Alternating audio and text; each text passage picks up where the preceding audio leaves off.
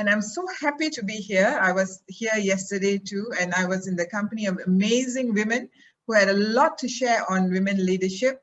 And I'm looking forward to more sharing today. So before we actually start on today, I just wanted to talk about certain key takeaways from yesterday so that we're all on the same footing and what we talked about and how that has impacted us as women leaders.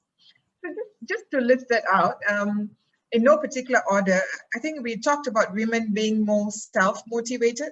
We need to say that, okay, I want to do this and go ahead and do it.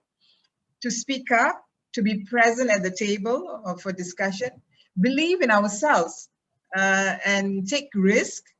I think a lot of women are afraid to take risks because we strive for perfection rather than progress. So I think that's important. We had Yasmin speaking about transitioning from an ego state to a higher order state, and that was very interesting as well. The conscious and unconscious bias within us and within our society that we live in. And one of the speakers had said this, and I thought it was so relevant, that we have to constantly evolve, not just survive, but thrive. So I think that was a good saying as well. Resilient, we have to be resilient. Failure is an option. Learn from the failure and grow. I think that was another important thing. Networks came out very many times yesterday. Build a network of people who can support you. Those could be your sponsors. Those could be your mentors who will help and support you. And you too build a network for your people. Create a safe environment where people can grow, people can fail, people can develop. Empathy came out as a very important aspect yesterday, and mindful listening. And of course, continue to learn, unlearn, relearn. And finally, make time for yourself. And I think that's so important, right? We are all into the work, but where is the free time? Where is the time for rest? So finding that balance is also one of the key areas that was of interest yesterday. Today, we have three main themes that we are going to talk about. Allyships and partnerships, future leadership, and authentic leadership. So those are three main areas. And I'm so excited today because we have young and accomplished women here today who are going to talk to us about what has driven them to achieve this success and heights, as well as other speakers. And I look forward to having a very interactive session. We have the chat. Please do use the chat to communicate. If you want to say something, let me know and we can unmute and speak at that point. So I really wish all of us a very interesting day today, a very learning day. And I want to start off, we're very honored this morning to start off with a ministerial keynote. And it gives me great pleasure and honor to introduce the Honorable Minister Edwin Tong. Mr. Tong is a Minister for Culture, Youth and Sport and Second Minister for Law, Singapore Parliament. And really need to find out from Minister Tong how he manages his time. He has a lot on his plate. In his current capacity, Minister Tong drives effort to build a caring, cohesive, and confident society in Singapore. It's great. And in addition to the arts and charities and so on, Minister Tong also chairs the National Integration Council, the Singapore CARE Steering Committee, the National Youth Council, the National Steering Committee on Racial and Religious Harmony. And at the Ministry of Law, he focuses on the development and promotion of Singapore's legal and dispute resolution sector. And in addition, Minister Tong is a family man with 3 daughters. So he has a lot of women in his life. So I'm sure we will hear from him on women empowerment in his household as well. Over to you, Minister, and I look forward to hearing from you. Thank you very much, Sarala, for such a warm welcome. And I wanted to thank all of you for having me today, this morning, to share my thoughts with you. I will give you my own views on how I see the women today and also what we need to do in the foreseeable future. But really, I will also raise as many questions as I will give you my views, because I think it is important today that we ask questions, like Sarala has said, to exchange views. And I think that kind of thought leadership is what will take us forward. So let me quickly plunge into it. About 2 weeks ago, on 8th of March, we observed International Women's Day. And I think you all agree with me that indeed there is very much to celebrate. Around the world, outcomes for women, for girls, have been steadily improving. And within the span of 25 years, female enrollment in tertiary education globally has risen threefold. Today, over 50% more women have a seat at the table on boards and in parliaments, certainly in Singapore, that has seen progress than about 15 years ago. Girls and women are at the vanguard of social and political change, leading the global climate movement, fighting to end sexual violence, and demonstrating exemplary leadership in crisis. I think you've seen some of these leaders on the screen now. And indeed, as the saying goes, the future looks poised to be female. Here in Singapore, we have much to celebrate as well. When Singapore became an independent nation in 1965, that's not that many years ago when you look at where we stand in world history. But at that time, more than half the women were illiterate, and many were earning low wages. Since then, we have progressed considerably. More than half of women in the labor force now have at least a tertiary level education. Women's real median income has risen by about 34% in the last decade alone. And the majority of them are in PMET jobs, the higher level PMET jobs. Today, we have a female president. And as I said earlier, our current parliament has the largest number of women in our history.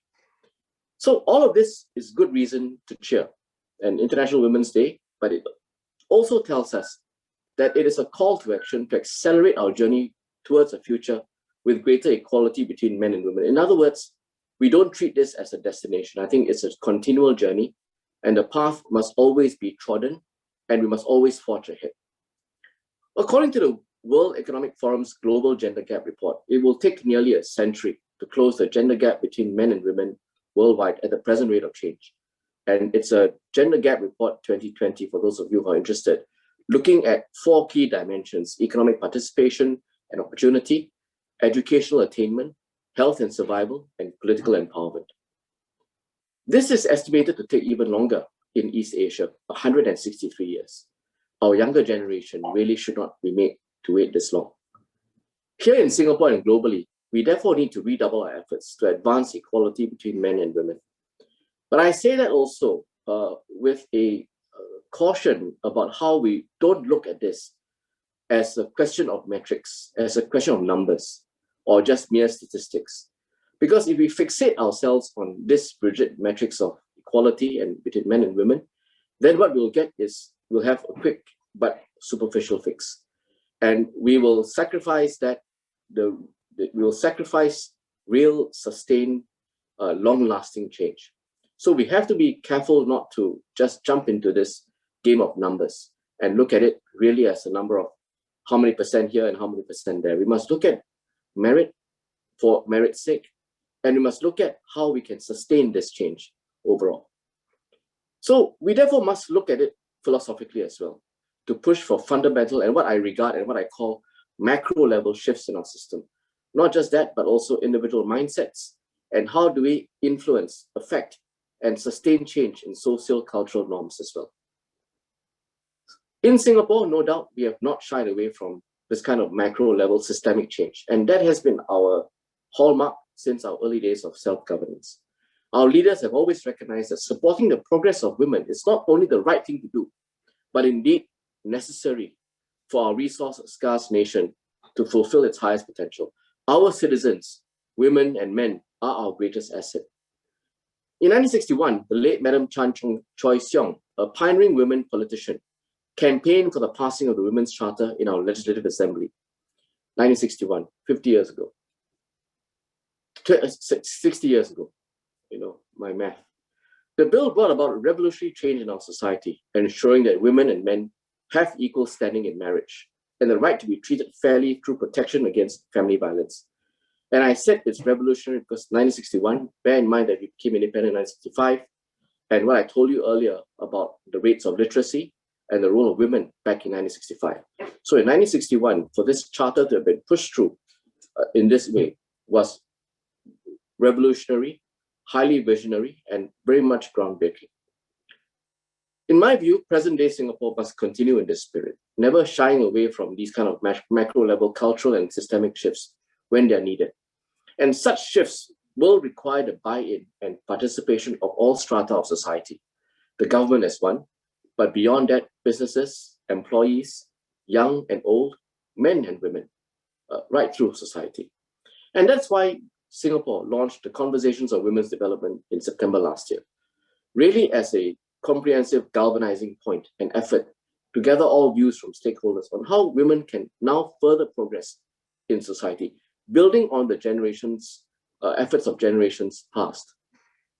The ideas and recommendations from these conversations will eventually form the basis of a white paper, which will be submitted to government later this year, charting how Singapore can advance and also hardcode, institutionalize these steps, how we can then progress on key women's issues through policy changes and programs. We have had many conversations, from women from different walks of life, some organized and some more free-form, some with societies and associations, others from a very grassroots perspective, different women from different walks of life, lending their views, giving us views from different perspectives, and helping us to see it through their lens, whether as a young professional mother, or as a caregiver, or as someone who is a homemaker and has a different perspective of the value of homemaking. What we want to see is a society where traditional mindsets around the roles of women and men are no longer perpetuated. So for instance, people have come to these conversations talking about quashing gender stereotypes so that women can flourish in a wider range of careers, including STEM-related careers, traditionally regarded as something that is in the province of men. Shifting away from long-standing mindset that women in the family context are the primary caregivers. Many respondents also told us that they wanted better support systems and support networks for stay-home mothers and vulnerable women groups. Many of these views are rooted in a desire for a fairer and more inclusive society where the roles of men and women don't start from a stereotype and don't start from what society has pigeonholed them into. So building on these concerns, let me share 4 key macro shifts, which I believe can unlock gains in enabling women to further advance in our society.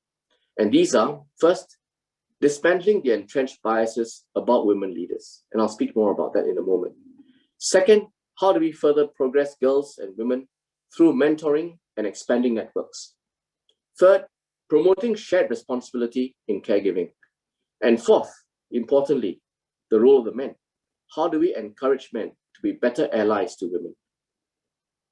Let me start on the first point about dismantling entrenched biases about women leaders. I spoke earlier about our need for systemic shifts, something that is intrinsic in the system that we're able to say is moves the system along. One of the systems or principles that many countries subscribe to, including Singapore, is of course meritocracy. The idea that everyone, regardless of age, race, family background, or gender, should be rewarded based on their merit. One might ask, why hasn't meritocracy produced equal male and female representation in leadership positions, or at least come closer to making it equal, even if there's still a gap? Questions that may be asked would include, are women not as meritorious as men? Is meritocracy imperfect? Or are societies imperfectly meritocratic? I'm inclined towards the third option, that societies are indeed imperfectly meritocratic. Evidence suggests that unconscious biases play a significant role in hiring and promoting decisions. Such biases, including those against women's ability to be leaders, could interfere with the assessment of merit in hiring and promotions, and ultimately affect female representation in leadership positions. Of course, data confirms that biases against women leaders are completely unwarranted. A recent 2019 Harvard Business Review study comparing 360 reviews between men and women found that women are rated just as well, in many cases, if not better than men, in nearly every area of leadership competency. Yet, too few women rise to positions of senior leadership in workplaces, and we must ask ourselves why. For instance, only 7.4% of Fortune 500 CEOs are women. In Singapore, 15% of CEOs are women, higher than what we see in Fortune 500, but still much room for improvement. And so we need to make further refinements to the system of meritocracy to correct for the effect of biases and stereotypes. What can we do? First, I think we need leaders to be a lot more aware of this unconscious bias when it comes to hiring and promoting. I think for some time now, this has seeped into our unconscious thinking. So the first step that we need to take is dismantling this bias proactively, recognizing it. And we can start by observing if there are certain patterns in our workplaces. Are our male and female colleagues receiving the same credit for good performance, for example? Are women in leadership positions attracting scrutiny and judged more harshly for their mistakes compared with their peers? Is there a disproportionate rate of attrition amongst women at certain levels in your own companies?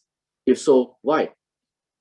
Second, we can also do more structurally at the national and organizational levels. In Singapore, the Ministry of Social and Family Development, under the patronage of President Halimah Yacob, established a Council for Board Diversity in 2019. The Council leads the charge to achieve a sustained increase in women on boards of private companies and public organizations. I mentioned earlier that we don't just play the numbers game. And so this is an issue we must deal with judiciously. We want to see more women on boards, but without going down the path of tokenism or quotas, which I think would do a great disservice to women. And in fact, could unintentionally discount the real efforts and talents of women who actually qualify on merits. Let me highlight a recommendation by the Council, which can help companies and organizations to increase their gender diversity on boards. And that is to ensure that the nominating committee includes women board directors.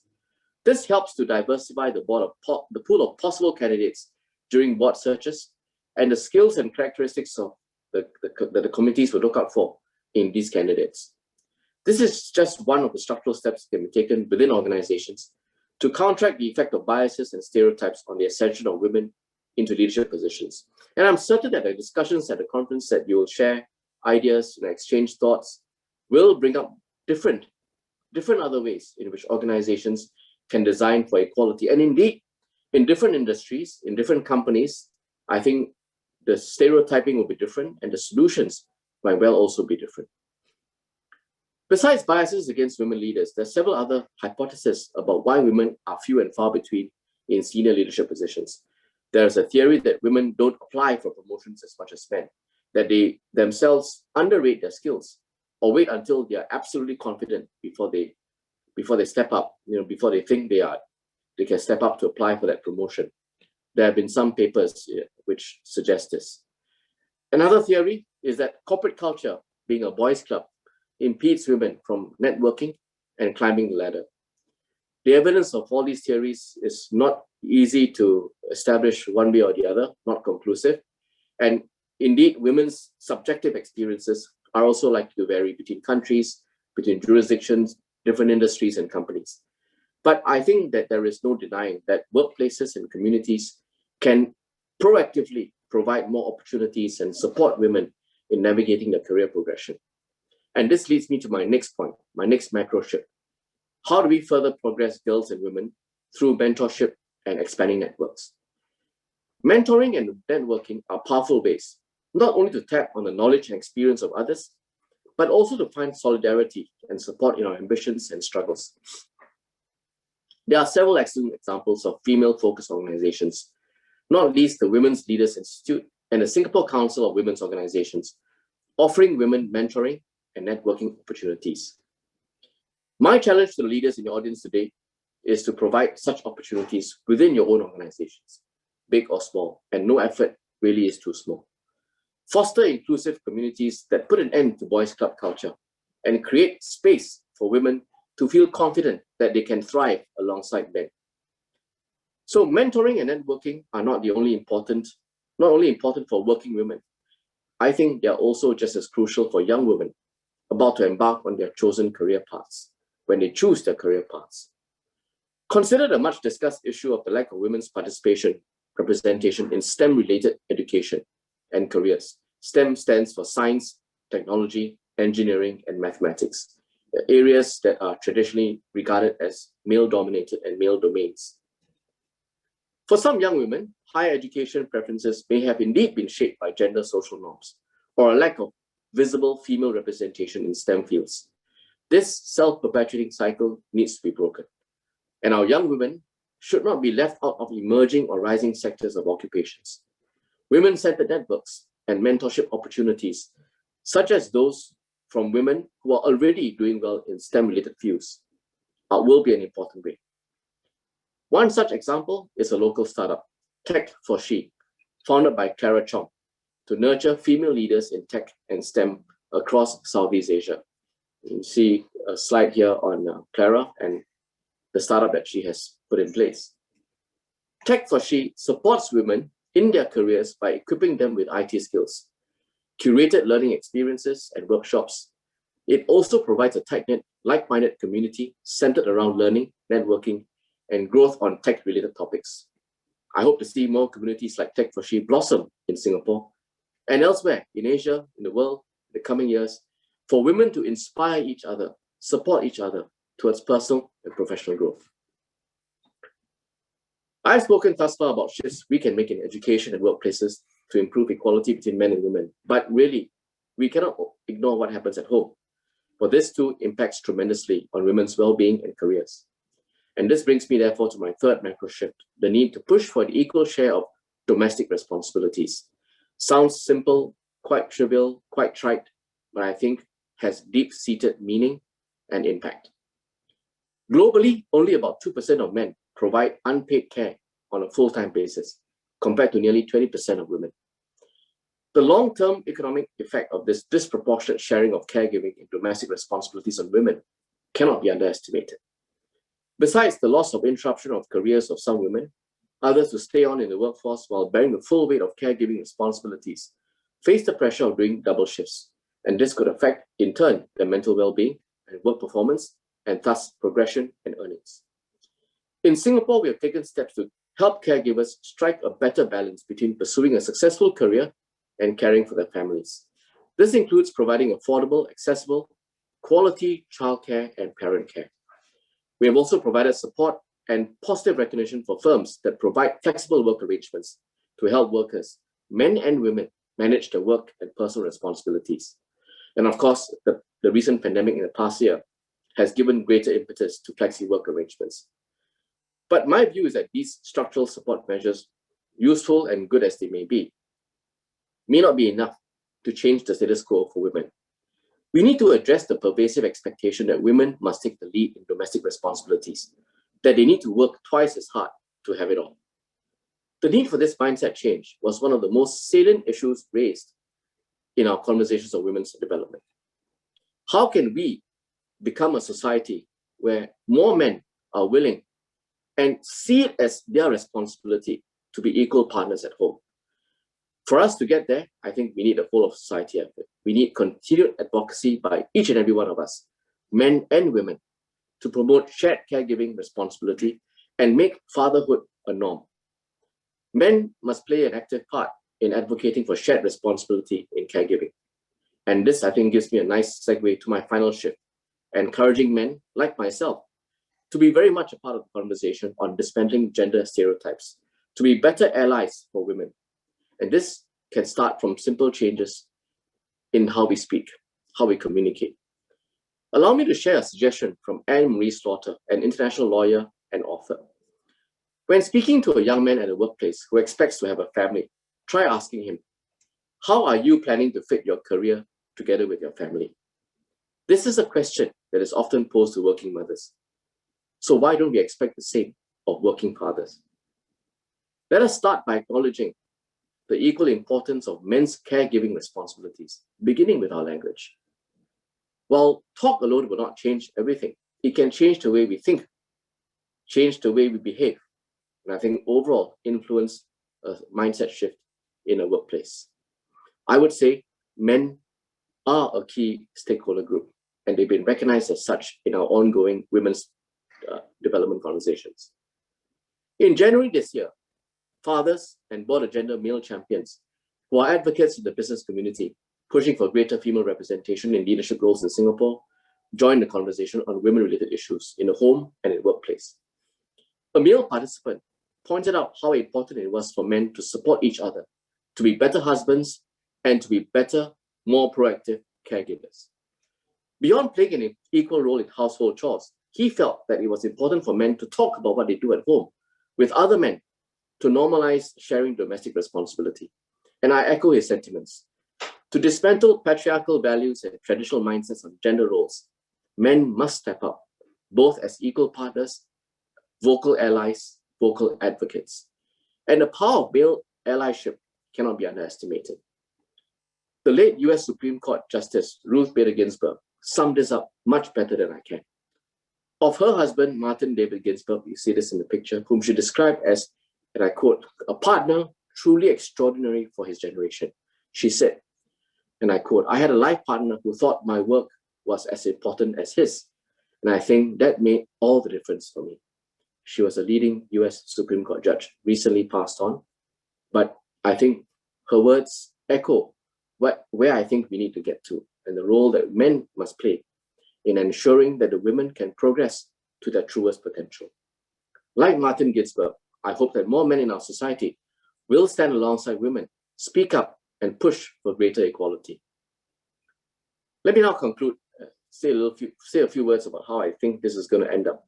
I spoke about the 4 macro shifts, namely dismantling entrenched biases, progressing girls and women through mentorship, support networks, promoting shared responsibility, and encouraging men to be better allies and advocates. These shifts, I recognize, are not going to be easy shifts to make. They will require us to undo the cumulative impact of years of disparity and mindset and philosophy between men and women. But I think this is precisely why they are so important, to recognize them, recognize the challenges, and why we must require the collective effort of all in society. I've shared some perspectives about how we can achieve these 4 shifts today, but really I think the conversation, the discussion, the solutions are far from over.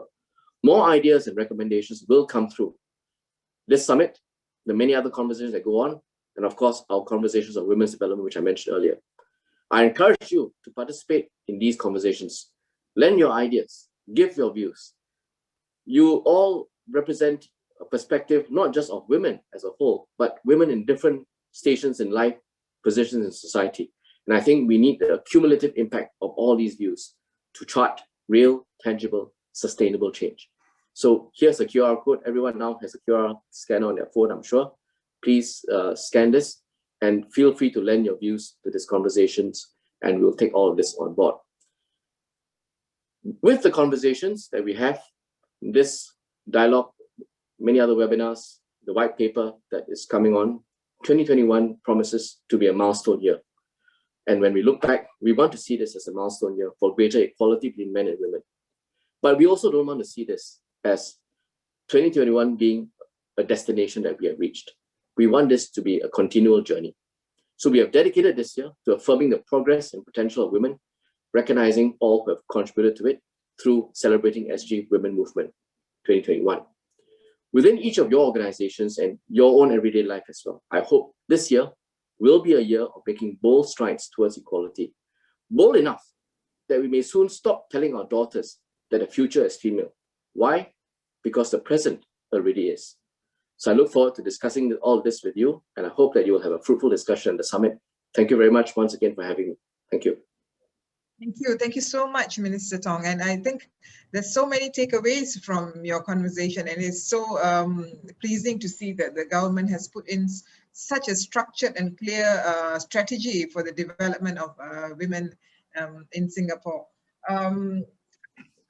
And thank you for asking us to give our ideas to on that. Just maybe a question before you go. I mean, we all have women leaders here today. Is that something that you would like to say to them? I mean, how they can contribute in their own organizations to build women? Do you have some suggestions on the roles that they can play? Thanks, Sarla. I think if there's one important point for me from what I've said today, and I hope that would also resonate with each of you, is that I think we need to adopt a whole of society mindset shift. It must not be by acts, it must not be by metrics, it must be a societal attitude, a philosophy. And we must treat equality not as a mantra that we trot out, but as a lived experience every day. And in part, what it needs is a culture of mutual respect that pervades into society, into everyday life, into something that we take for granted. And I think leaders of organizations can play a huge role in the way in which we do, if you are working in a large business, the way in which you do interviews, the way you do promotion interviews, the way you do promotion exercises, and the kind of conversations that you strike up just at the pantry, for example. I think all of these things, both men and women, have a key role to play. All of us as well, a part of society. So that's the one takeaway that I would strongly advocate. Yes, thank you so much. And maybe one more to say that, you have said that, and I think men should be better allies to women in the workplace, at home, what are some of the practical steps, Mr. Tong, that men can take? And is there any avenues or resources that people have access to which would help them in these areas to become better allies to women? Well, I think the resources are there. I mean, much of society is there. We have to promote fathering. We have a center for fathering. We have Dads for Life. I mean, all these are useful. I mean, they're movements. But as I said, it's got to be a mindset. And I think we have to, as a parent, I mean, as you mentioned just now, I'm a father of 3 girls. I think what's important for the women is for the father to be as invested in the upbringing of children as the mother might be.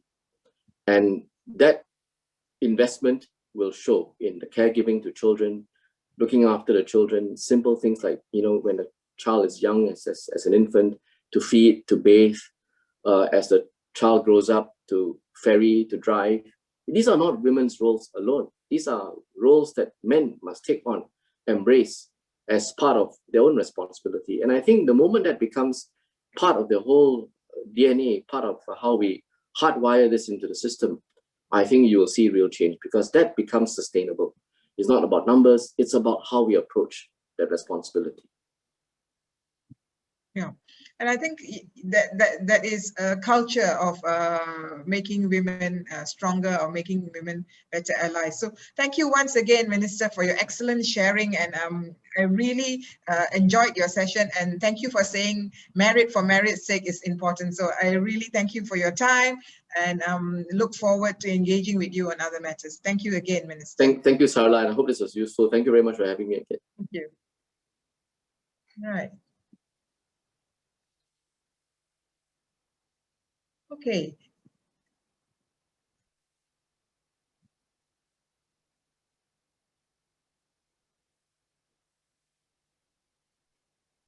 Right.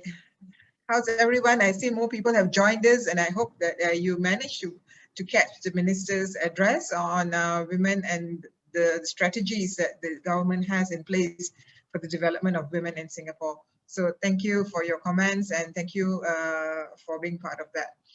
Our second session today is a panel discussion on transforming gender norms and to achieve gender equity. And on hand to moderate the session is Ms. Dhruti Shah. Dhruti is a resilience and leadership coach, and she is also an author at Mantis Learning. And she has over 15 years of experience in sustainable resilience and people transformation. And I had a bit of a chance to speak to Dhruti, and so impressed with the work that she has done in that area. And her mission is to partner with organizations and their leaders in building sustainable resilience and to discover the best version of themselves. Truly a noble quest, I think, Dhruti. So Dhruti, I'll hand over the session to you for your panel discussion. Sure. Thank you, Sarala. Thank you so much for the introduction. Hello, everybody. A very good morning to you.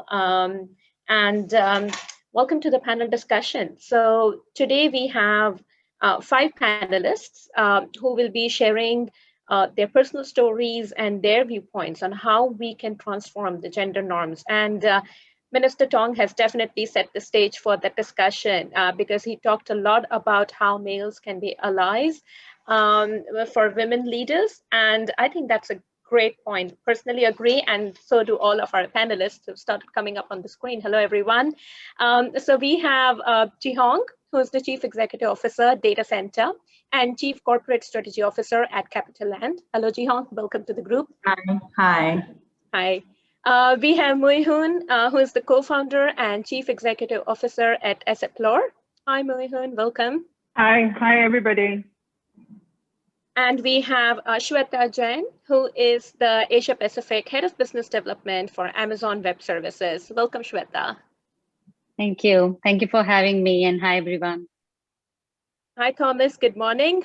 We have Thomas Ketfer, who is the Chief Executive Officer at Arvato Systems. Welcome.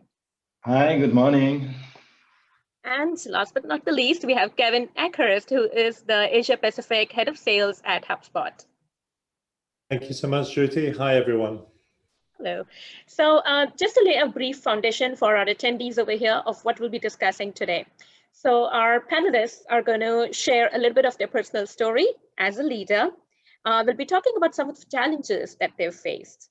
And we'll definitely get into a discussion of how males can be allies for women in the workplace.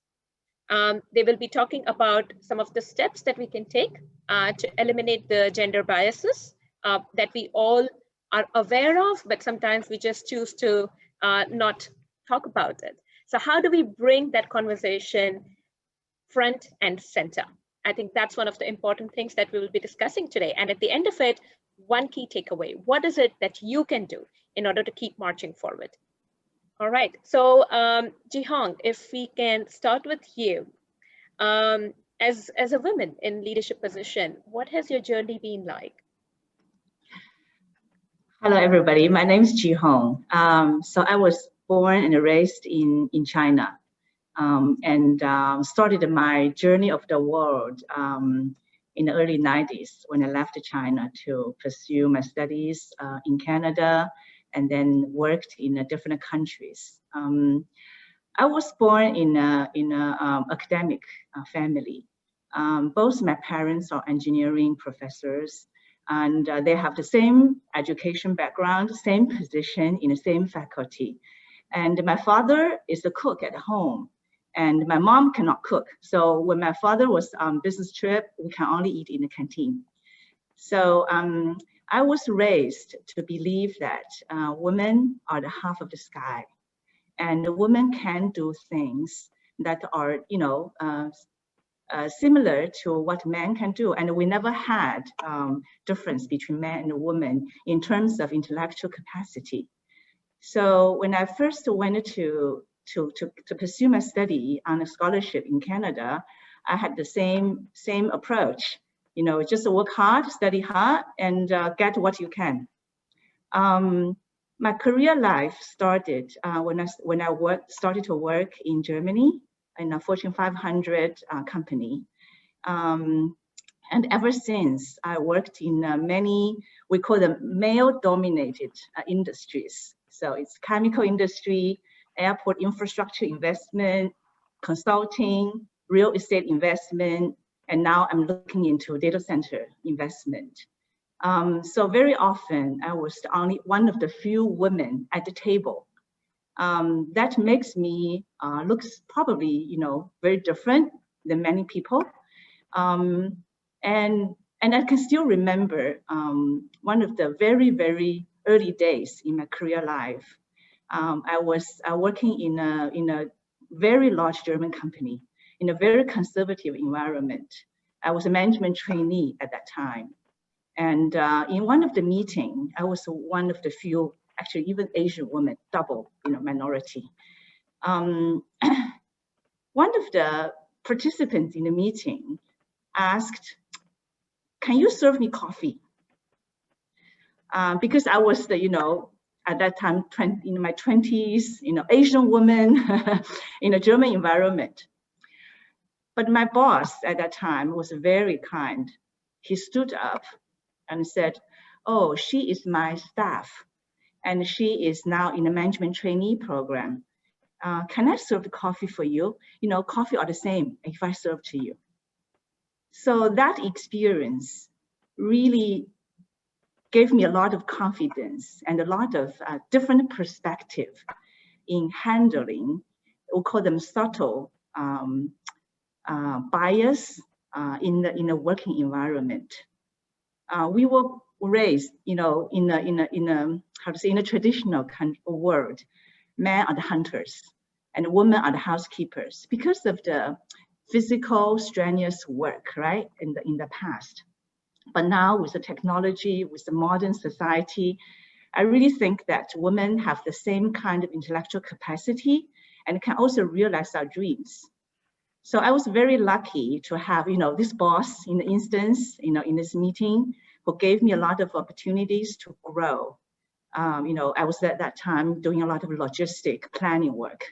And I was really dealing a lot of male and in a very, very interesting environment. And later on, along my career path, I met several very, very kind and visionary mentors who took risk on me as an Asian woman in a European environment, because they believed that I have the curiosity, I have the tenacity and the creativity to find the solutions. I changed my job actually in different industries, so jump from industries to industries, and sometimes a very big jump. But my mentors did not really look into how much I have done in these specific industries. The same as many male professionals was promoted, right? People take faith in you, and people really believe that you have the capacity to find the solutions. So that was my personal experience in how to really take faith in other people, whether it's male or female, should not matter, as long as you have the drive to really make a difference. So from all these experience, because I benefited a lot from people take faith in me, so I'm also giving this further to my staff, to my friends, my mentees. And I have a lot of young women coming to me and say, what can I do? What can I learn? I always told them, have faith in yourself. Go beyond what you think you are, and have confidence, and find a mentor who take risk in you and who can bring you along, on the journey. So that was my, I would say, in a nutshell, experience in a nutshell. And I really hope that people do not make a difference, do not have this preset mindset. It is a female, or and she might not be able to take the challenge. We do not have to go through the desert nowadays. We do have women marathon runners, but most of the time it is really about understand the social and the economic and the technology implication, and to find a solution for that. So yeah. So much, Ji-Hong. Thank you for sharing the story. I think there are a lot of nuggets of wisdom right there, and it's also your the way you stood up to everything, along with the support that you received. I think that's something that's commendable. Thank you for sharing that. Shweta, would you mind sharing your story? No, not at all. Thanks for the opportunity, I would say. So I started my career as a software developer, and was coding. I was a very passionate coder, and about 15 years into that role, I had my own team of high performing software developers and solution architects. And we were doing some really innovative work and delivering a lot of projects. But I think I started to itch at that time that I was still, heading a department that was a cost center in the company and not having really direct impact on the business. So while we were executing some really innovative projects, I identified one of the ideas, and I thought that could make a very good digital business, a new initiative in the company. So I did a lot of research, created some business plans and 5-year projections, and built the entire model. And I took it to our chairman of the company, and he had a look at it, asked me a lot of questions, and then he told me, you know what, I love it. just go run with it. And I'm here to support you. And, just talking about, what we were talking about mentors. So he was a role model for me. He was the chairman of the company, so a role model for a lot of people as well. And I think the way he showed the trust in me and supported me, and his words of motivation that really worked like medicine for me, I would say, in those moments of self-sabotage thoughts. We all have them, right? We have those moments of self-doubt. So I think that was a turning point in my career, which was about 7 years ago when I moved over from software development into business development and leading strategic initiatives. And I haven't really looked back since then. So I went through the entire drill of, creating presentations, pitching it to VCs for funding, and even, going and pitching it to so many business development leads of other companies so that we can build that pipeline to show that our business is sustainable. So yeah, it's been an interesting journey for me. And I think now when I look back, I feel that it was so important for me to hear those words of motivation and see that trust. So it was a pivotal point in my career. And I really hope that, we all are able to find that, because I feel that like Jiong also mentioned, that we all have that inbuilt tenacity, that resilience in us, but sometimes we just need that little push, even if it is not like a day-to-day regular mentoring. I think we just need to hear those words that, people can trust us and they are ready to take that leap of faith with us, and we can run with it and do wonderful things. So that's my story.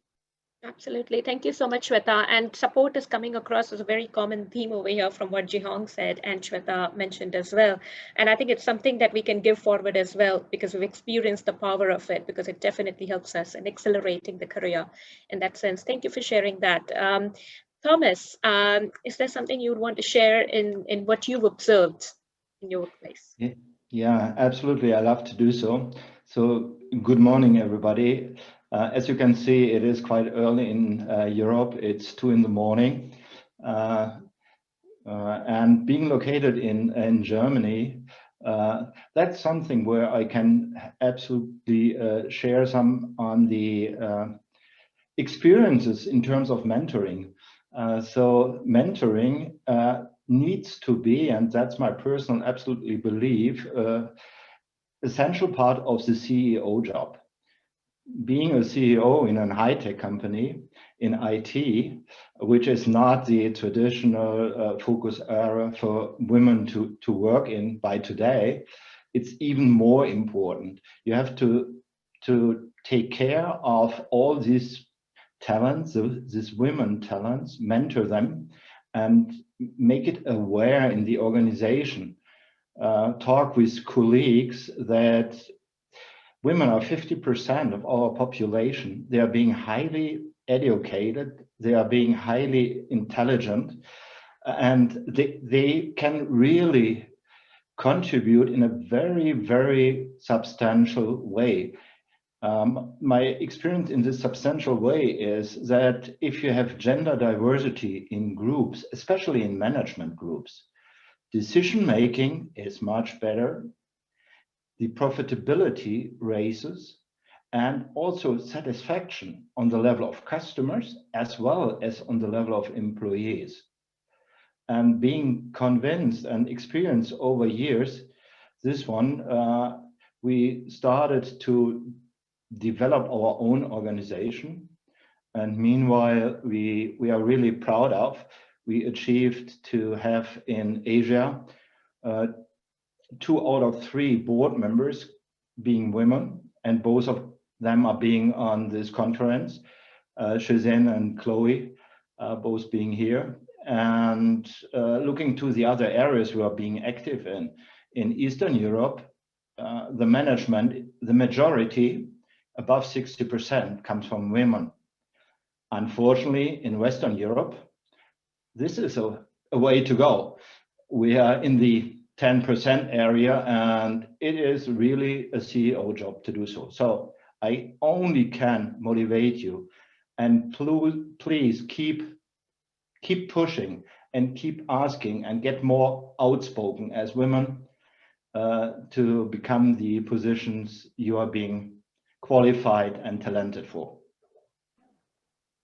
Thank you so much, Thomas, for voicing that in. I think that's definitely, and I think all of us agree over here, that our lack of initiative in that sense can result in a very direct impact on our GDP as well.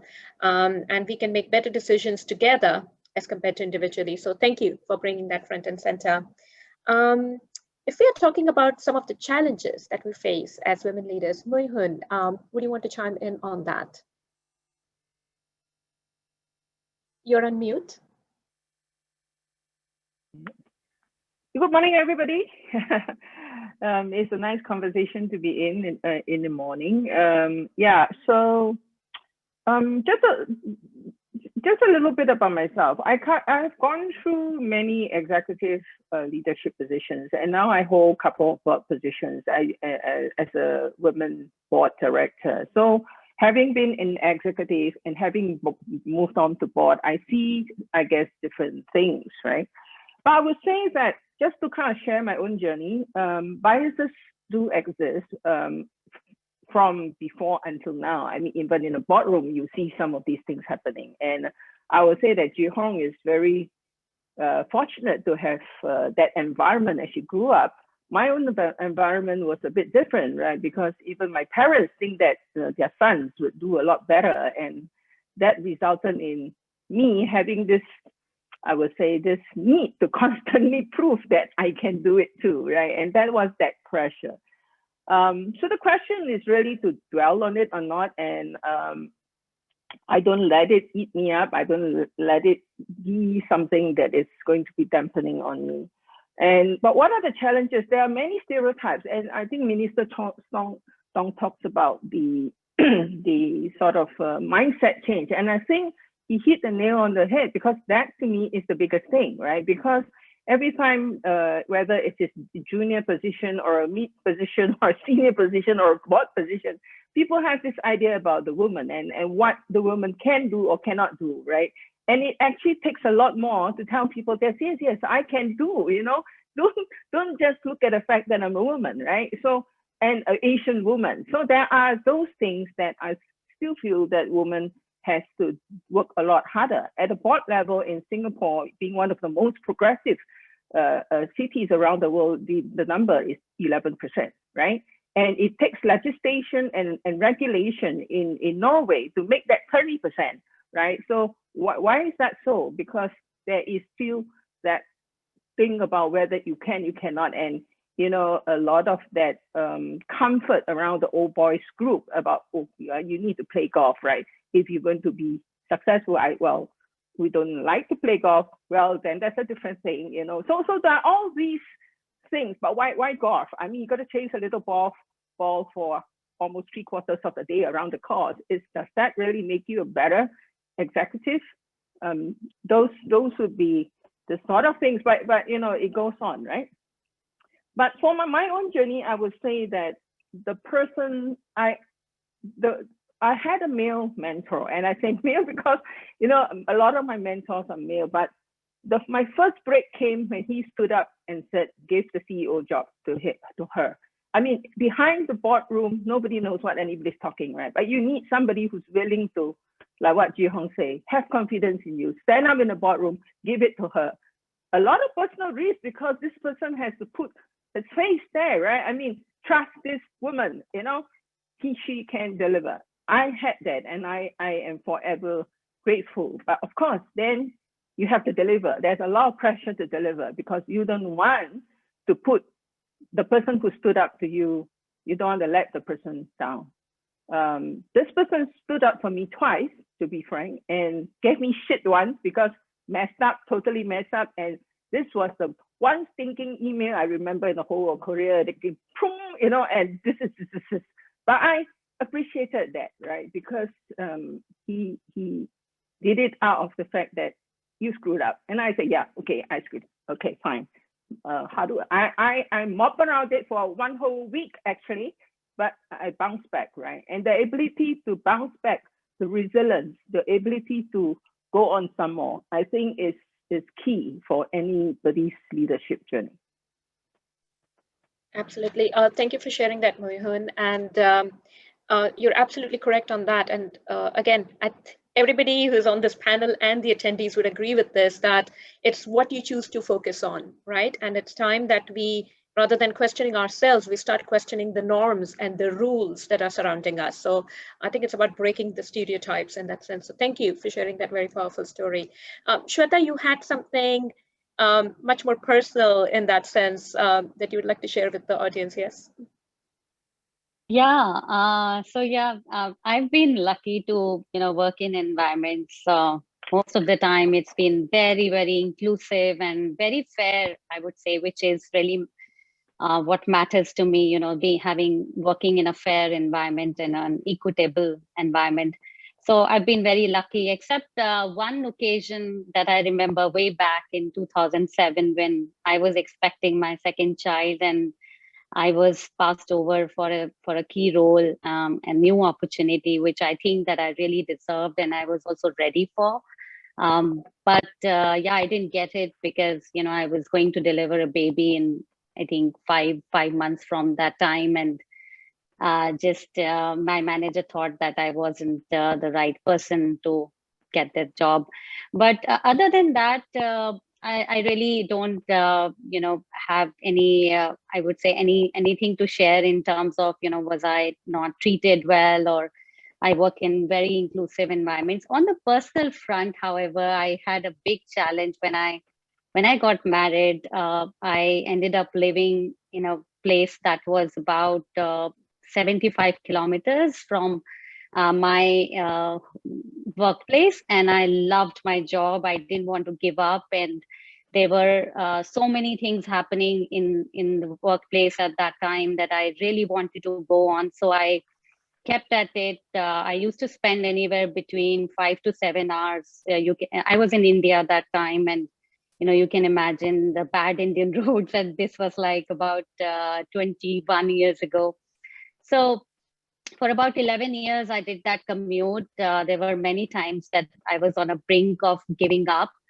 In those 11 years, I also had my 2 babies, my daughters, who are both now teenagers, and they're aware of that. We often talk about it. In fact, my family, both my parents-in-law and my husband, they're very proud of how I didn't give up, and they supported me, of course. It was all up to me whether I had that tenacity and whether I would not give in, right? So it all, in that sense, was a huge challenge for me, but I'm so glad that I did it, and I'm proud of it, and my girls are really proud of it, and they see that, the courage has paid off, what I've been able to achieve, so it was all worth it.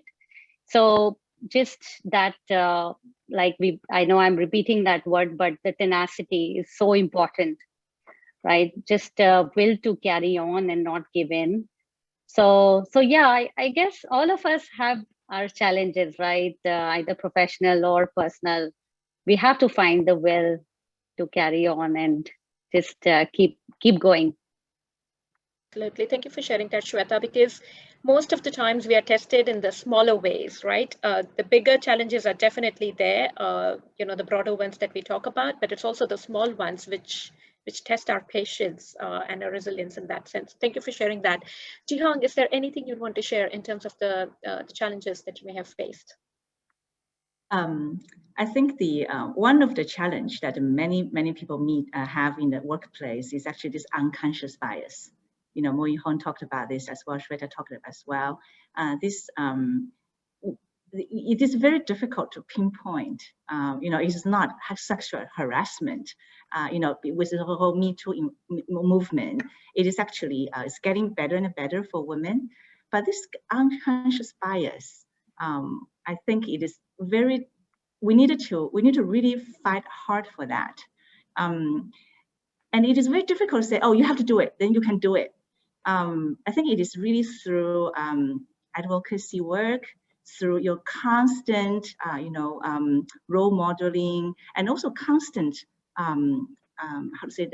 communication, that people need to be conscious of this bias at workplace. And this is not only HR work. HR department should really try to organize, workshops, communication, sessions, advocacy work to fight this unconscious bias. But as Thomas said, it is from the top. And at the top, the CEO needs to set the tone in a company and change the mentality. Mentality and culture change is always the most difficult one. We can enforce quota. We can enforce, certain role has to be fulfilled by women.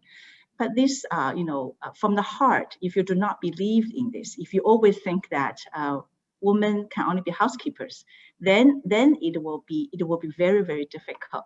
So I would really urge, anyone who would like to promote women, start with this: how to work against unconscious bias. Absolutely. Thank you so much, Jihong. And one of the important points that Minister Tong did mention was his number 4 in terms of the macro shift, which was about the allyship that we formed between the male and female, right? And how can our male counterparts actually help us just with that?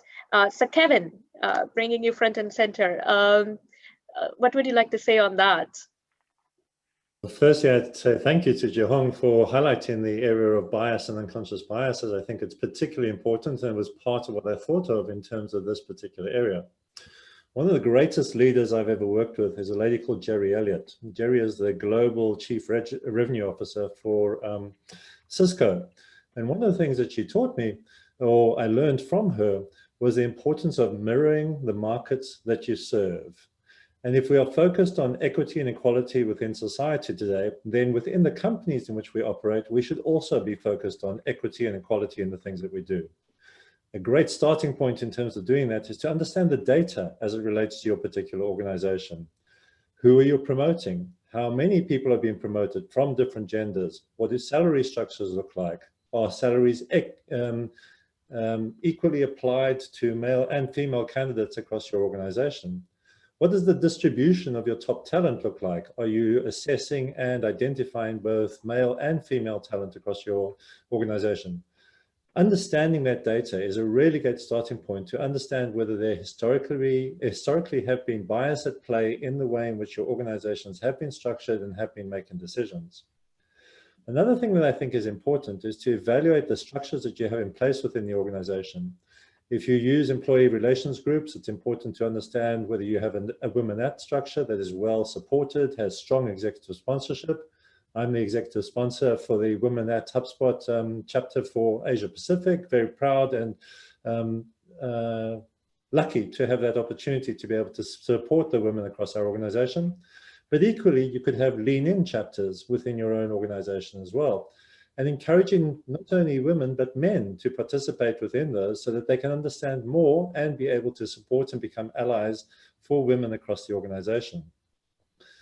Jihong spoke about unconscious bias, and one of the things that I think is important in terms of the extension of education on unconscious bias is the encouragement of people to actually stand up and say something when they see a bias at play, whether that be a conscious or an unconscious bias at play.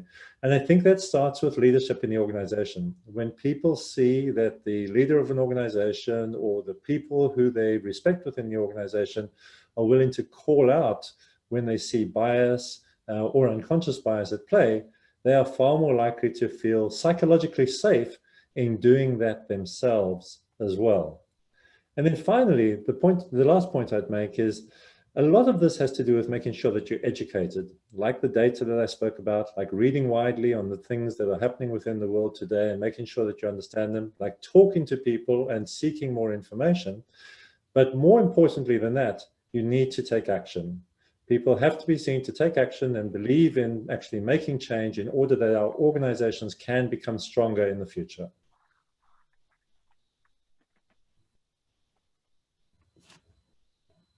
Thank you so much, Kevin. I think that was a plethora of information that you provided right up there. Thank you so much for sharing all that you did.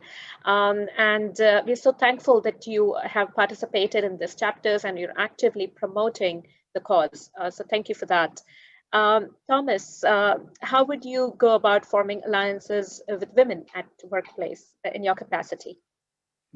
I like to focus the next minutes on a very specific topic, which is equity in payments. So the base work you need to do and you have to do in an organization is to define salary schemes on different roles independent of gender. So describe the different activities, all the characteristics of the activities, and define a role model for the whole company, not only for parts of the jobs, including all jobs, all management jobs, all tech jobs, whatever you have. And having this one, the next step is define the payment scheme going hand in hand with these job models. What is the average payment? What is the minimum payment? What is the maximum payment? And make it transparent through the whole organization. So don't worry about payment transparency. Just make it transparent, compare it to the average in the market, and talk about it. And having done this one, which is already a task to be done, but it's only the foundation. Having this foundation set, the most important thing is the yearly appraisal, the promotion rounds, and involve yourself as a CEO to be on the table. And I do it with the whole organization. For everybody in the organization, the management is being asked to explain to myself why he's going to promote, what is the appraisal, or why he's not going to do so. And just, you know, this forces the organization to more actively really think about, is this fair what I'm doing? Is this appropriate? And you can influence as a CEO these processes by asking, especially, why you are not promoting this woman or this kind of gender. And just by doing this one, the awareness in the organization raises level by level. And you have to do it permanently, year by year. It's time consuming, but what you invest in times, you get so much things back afterwards in the organization, and you change the culture. And that's what we are talking about. And I really like to motivate all my colleagues, independent of women or men, please take this in mind. And this is a very practical thing you can implement in an organization, but it takes years. Thank you. Thank you so much, Thomas. So along with the mentorship that you do provide to the women, this is one of the other steps you do. And I think it's a very important one, because if you look at the Global Gender Gap Report by World Economic Forum 2020, you're looking at, there's a 40% of wage gap and 50% of income gap that needs to be bridged between men and women. So this is a very real problem, which I think needs to be handled at the top, as you rightly mentioned. So thank you so much for sharing that, Thomas. That's really actionable in that sense, right? According to another report that we read, right, women's jobs are 1.8 times more vulnerable than men in the current crisis that we are undergoing, COVID-19. So how, we've talked a lot and read a lot maybe about how it is impacting women. So I would like to ask, Shweta, what would you say, how can we leverage the pandemic to actually turn around and, make this challenge into an opportunity? Yeah, sure. But before I talk about that, I just want to add one bit, because we talked a lot about the unconscious bias and how we really need actionable steps. So at Amazon, we have to do everything at scale, right? 1 million plus employees. So we actually have, trainings, which are mandatory trainings that everyone needs to take that how to identify and then eventually fix the unconscious bias that you have during your interviews, during the performance reviews, and any meetings, right? Day-to-day meetings and functioning. So really important to have. I really love how, you know, Kevin and Thomas talked about that and how we need actionable steps to make that happen.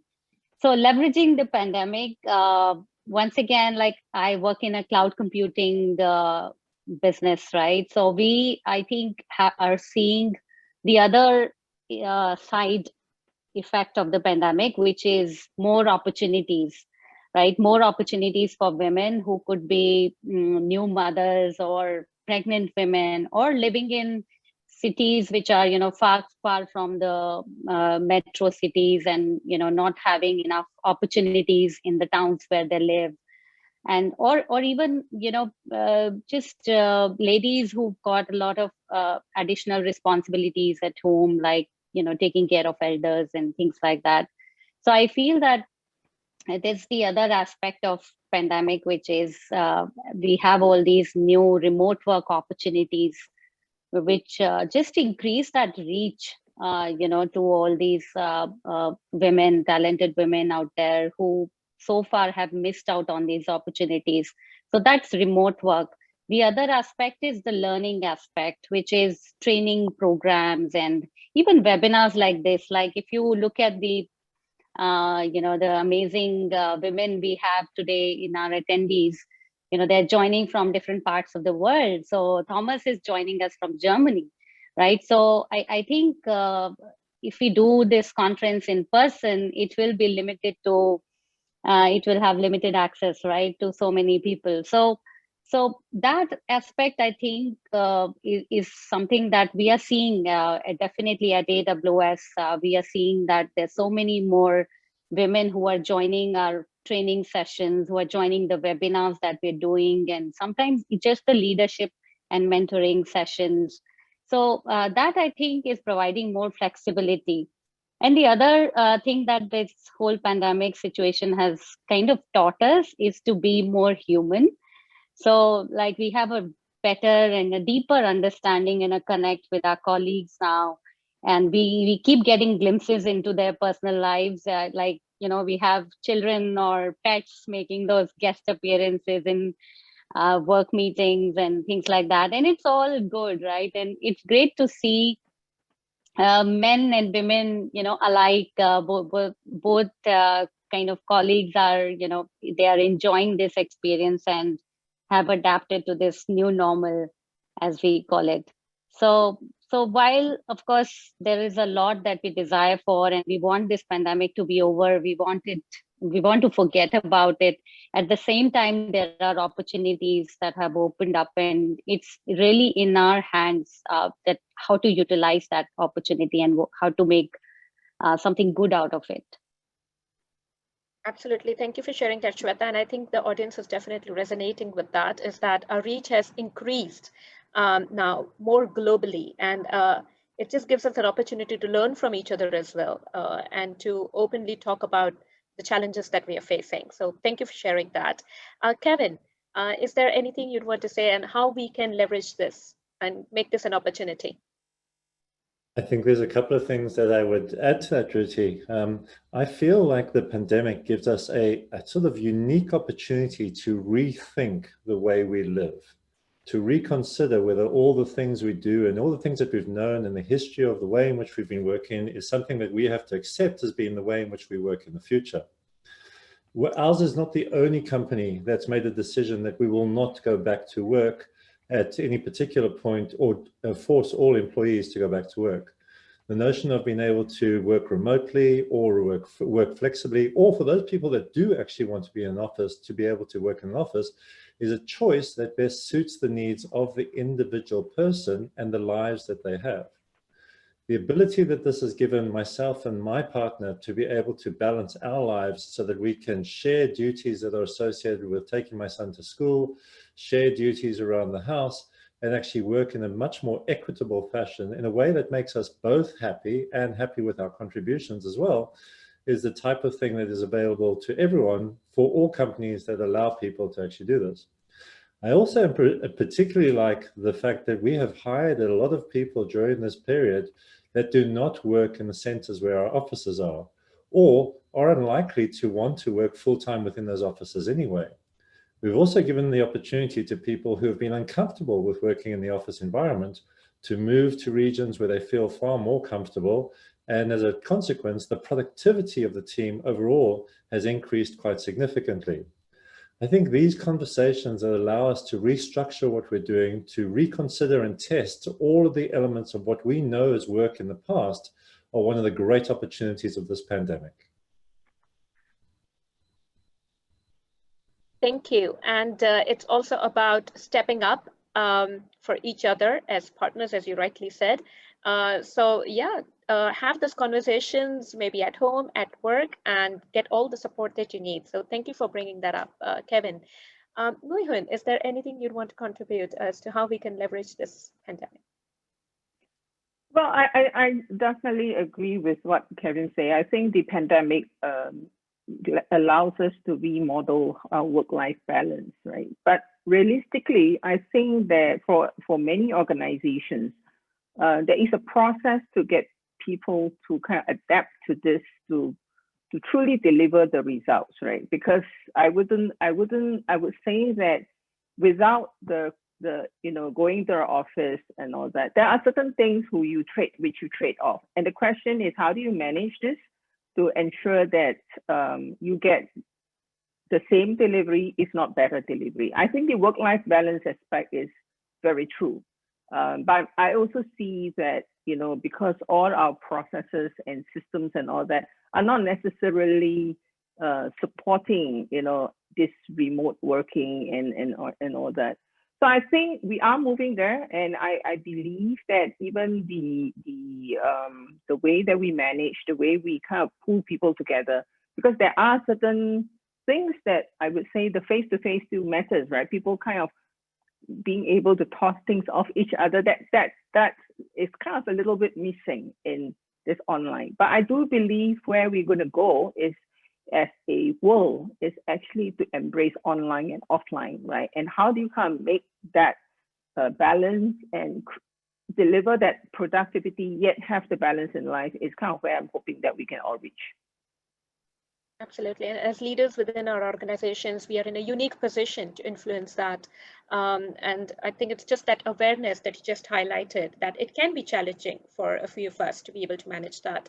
It's providing those opportunities to people to say that, at this point, maybe this is not possible. And, I think it's about having an open dialogue is what I hear as well. And keeping open communication, open mind for us to be able to emerge successful on the other side of the challenge facing us. Chee Hong, is there anything you'd want to share to this? And then maybe Thomas, you can chime in. Actually, it's very interesting to hear Kevin's perspective in sharing family life in this pandemic time. I have actually quite a lot of young male staff, and they have young kids, and this is really that they enjoyed working from home, because they said that this is a great time, wow, I can spend time to take care of my kids. So very often, actually, some of my young male staff say, oh, cannot join this meeting because, I need to bring my kids to bed. So I think this is a very good opportunity for us to start to change this mentality. Family life can be shared.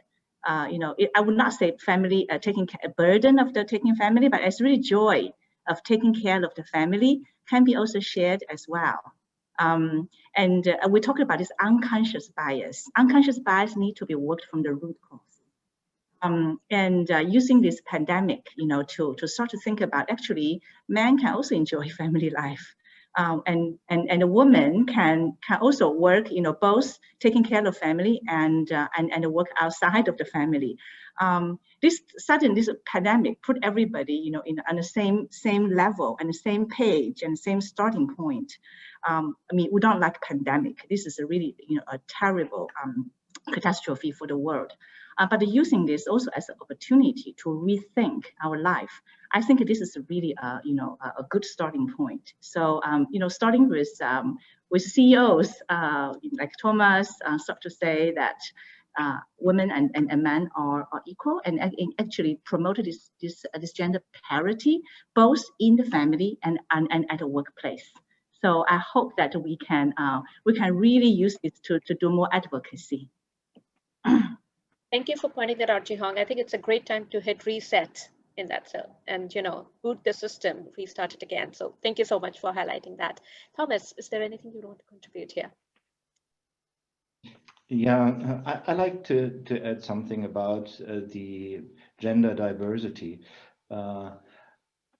When talking about forming new teams, and if you are in the position to define the new team or the setting of the team, please take into mind that diversity of characters and diversity of gender in a team is one of the base rules to really come up with high performance teams. And it is so easy and so straightforward and so actionable that this is one of the key things. And that can be done day by day whenever a new team is being formed, if it is a few people or if it is a huge team.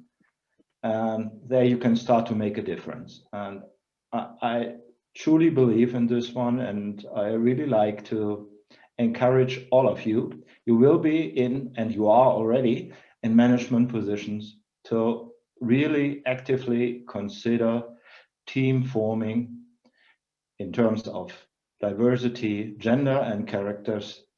That's a base for high performance. Oh, that's such a brilliant point, Thomas, and thank you for bringing that, because we are leading to our last question now, where I would want each one of the panelists, if you would please, just tell us that one thing that you want the attendees to take away, the one thing that you would want to highlight, and that would be great. Thank you. Maybe Kevin, would you like to start? Thanks, Jyoti, and I'll just start by saying thank you so much for the opportunity to have to be able to participate in this event today. The one thing that I always think about that has, I think, helped me in terms of my journey in this particular area is believing that everything I think could be false. Always questioning and taking a curious mindset in terms of the things that I'm learning, not to making assumptions, and staying open-minded in terms of the stuff I do. One example that springs to mind for me that relates to this is I'm a marathon runner, and I'm getting a little older and don't run quite as fast. But by far, my hero at the moment in terms of this particular area is a lady called Mariko Ugeta. Mariko is 62 years old and recently ran a marathon in a time of under 3 hours. And she's one of the fastest women in the world who runs marathons over 60 years old, if not the fastest. And she is my hero. I think it is important to always think about things like that and think of who your heroes might be as part of the things you do. Thank you. That is really inspirational. I'm going to Google her right after this. All right, Ji-Hong, would you want to share that one key takeaway? I also would like to thank you for giving this opportunity to talk about gender and talk about the women leadership. I would say one of the things that helped me, and also I think hearing from everybody today, is no matter man or woman, have a dream, follow your heart, and really believe what you would like to do. My dream keeps changing, right? As a small child, what I wanted to do, and now I wanted to do. But that dream keeps up alive. And, from ourselves, really, we wanted to have a dream so that you really have to drive to reach your dream. But also as a leader, I think we should also allow other people to have their dream. And I always remember one of my greatest mentors told everybody, my job here is to help you realize your potential. And really realize that everybody has this dream and would like to achieve what they dream about, and we should provide and facilitate the platform for them to go along this way. And this does not matter whether it's man or woman. And this whole real gender parity and equality comes from you do not care about which gender and which nationality. You care about person as a human being. Well, that's powerful. Thank you so much. I had to take a second to unmute myself because I was just thinking about it. Okay. Thank you for sharing that, Chee Hong. Mui Hun, what would be that one key takeaway? So, yeah, absolutely honored to be part of this conversation, and thank you for the opportunity. So if I were to leave the audience with one thought, and that would be to remain resilient and have a passion, right, in everything you do, because that passion drives that, what I call fire in the belly, right? Something that comes through no matter in whatever you do, right? And you when you have that, right, you're unstoppable. So and of course there'll be plenty of road bumps along the way. Nothing is like smooth, right? But it's all worth it, and you take the risk. Take risk sometimes. I think sometimes women are maybe a bit too cautious. So take the risk, right? And you know, when times where it seems like not possible, give it a go, try it, right? Believe that you can do it. And I usually think that it works out for the better. Absolutely, Mui Hun. In fact, sometimes you have to remind yourself that you're unstoppable and, you know, keep going for it. So thank you. Shweta. Yeah, so I'm going to build on top of, you know, having a dream, being curious and staying curious, and also having that fire in the belly.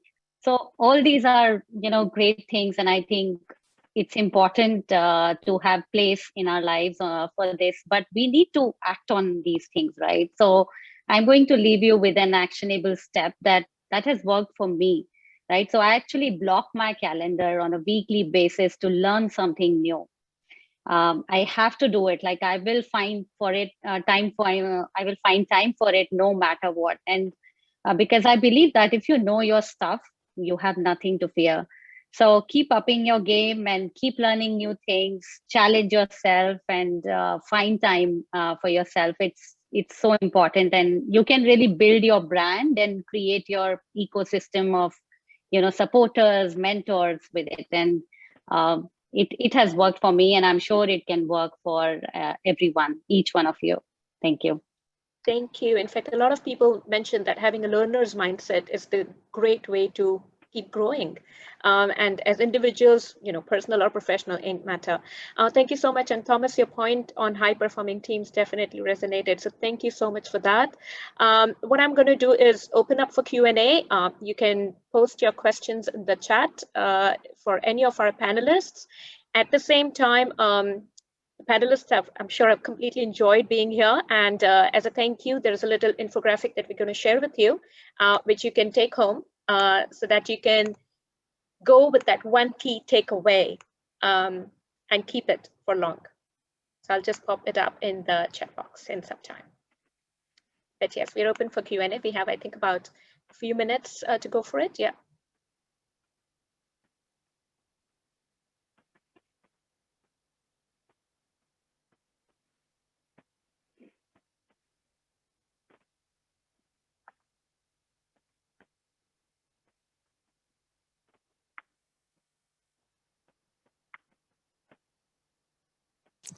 Hi, my name is Nandini. I'm in Singapore, and I wanted to ask these leaders here in the panel, how long do you intend to keep allowing your employees to work from home, even after, let's say, the overall threat has reduced?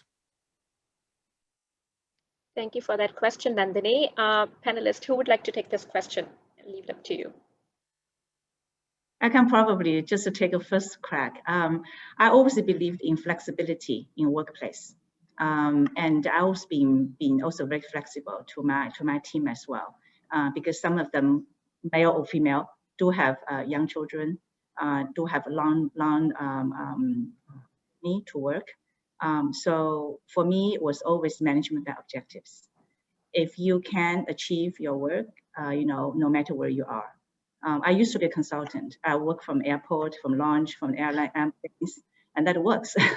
So I would not wanted to force people to come back to office. But I think from time to time, work with each other face to face, you know, meet with each other, even have a dinner together helps to foster really team spirit. So I would say my motto is keep the flexibility. Thank you, Jihong. I can add to that. Our intention, Nandini, is to actually give people the opportunity to do that forever. So people have the opportunity to determine whether they want to come into the office or whether they want to work from home, and that we've now enshrined that as part of our policies at the organization I work at, which is HubSpot. Thank you. Thomas? If you like, Duty, I can add something. So we went overnight into home offices with a couple of thousand employees worldwide in different locations. And we experienced that the performance after moving into the home offices increased, which we were not considering that we will see an increase. We was wondering we might see a decrease, but it was exactly the opposite around. And for the time being, we limit the time amount people can go to office. And we are working on a mobile work concept, considering that we are being in multiple countries, which is interesting task and challenging, but it will include flexibility, and it will include work-life balance. That's the way we are on. Yeah. Okay. Thank you so much. And Wei-Hun, is there something you wanted to say? Yeah, I just said that we are kind of on a 50% right now, right? But there's a lot of flexibility whether our employees want to work from home or not, or in the office. But what we do have is that the guys who are joining us new, I think we prefer to have some FaceTime, in the office, and then we can transit to flexibility, because there's always that kind of sense of getting to know people and that kind of stuff. But we do intend for it to carry on as a permanent shift to working from home and the flexibility that we provide. Excellent. Thank you so much, panelists. And I've been told that this is all, folks. This is all the time we have. Thank you so very much for making the time. And I'm hoping that if the panelists are staying on for the rest of the day or for a couple of hours, then the attendees can reach out to them via chat personally. So please feel free to do that if they are on. I'm sure they'll be more than happy to contribute more. And over to you, Sarala. Thank you, everybody. Thank you, Duty. Thank you. Thank you. Thank you. Amazing. Thank you so much. And you started us all on a right note, and we are raring to go. Yeah, but we're going to have a short break, a 10-minute break. We are now at 10:26, and we'll be back here at 10:40, if that's all right with everyone. And then we will resume our next segment, which is the future of leadership. And we have four interesting speakers. So I'll see you back at 10:40.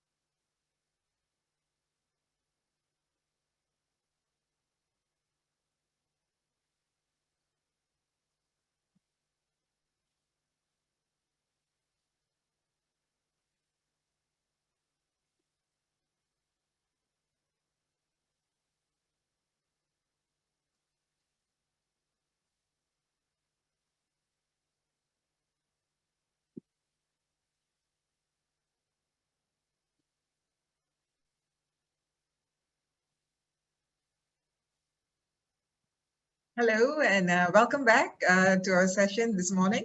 And we are going into our next theme, which is future leadership. And it gives me great pleasure to introduce our first speaker for this theme. We will start with Ms. Raisa Khan.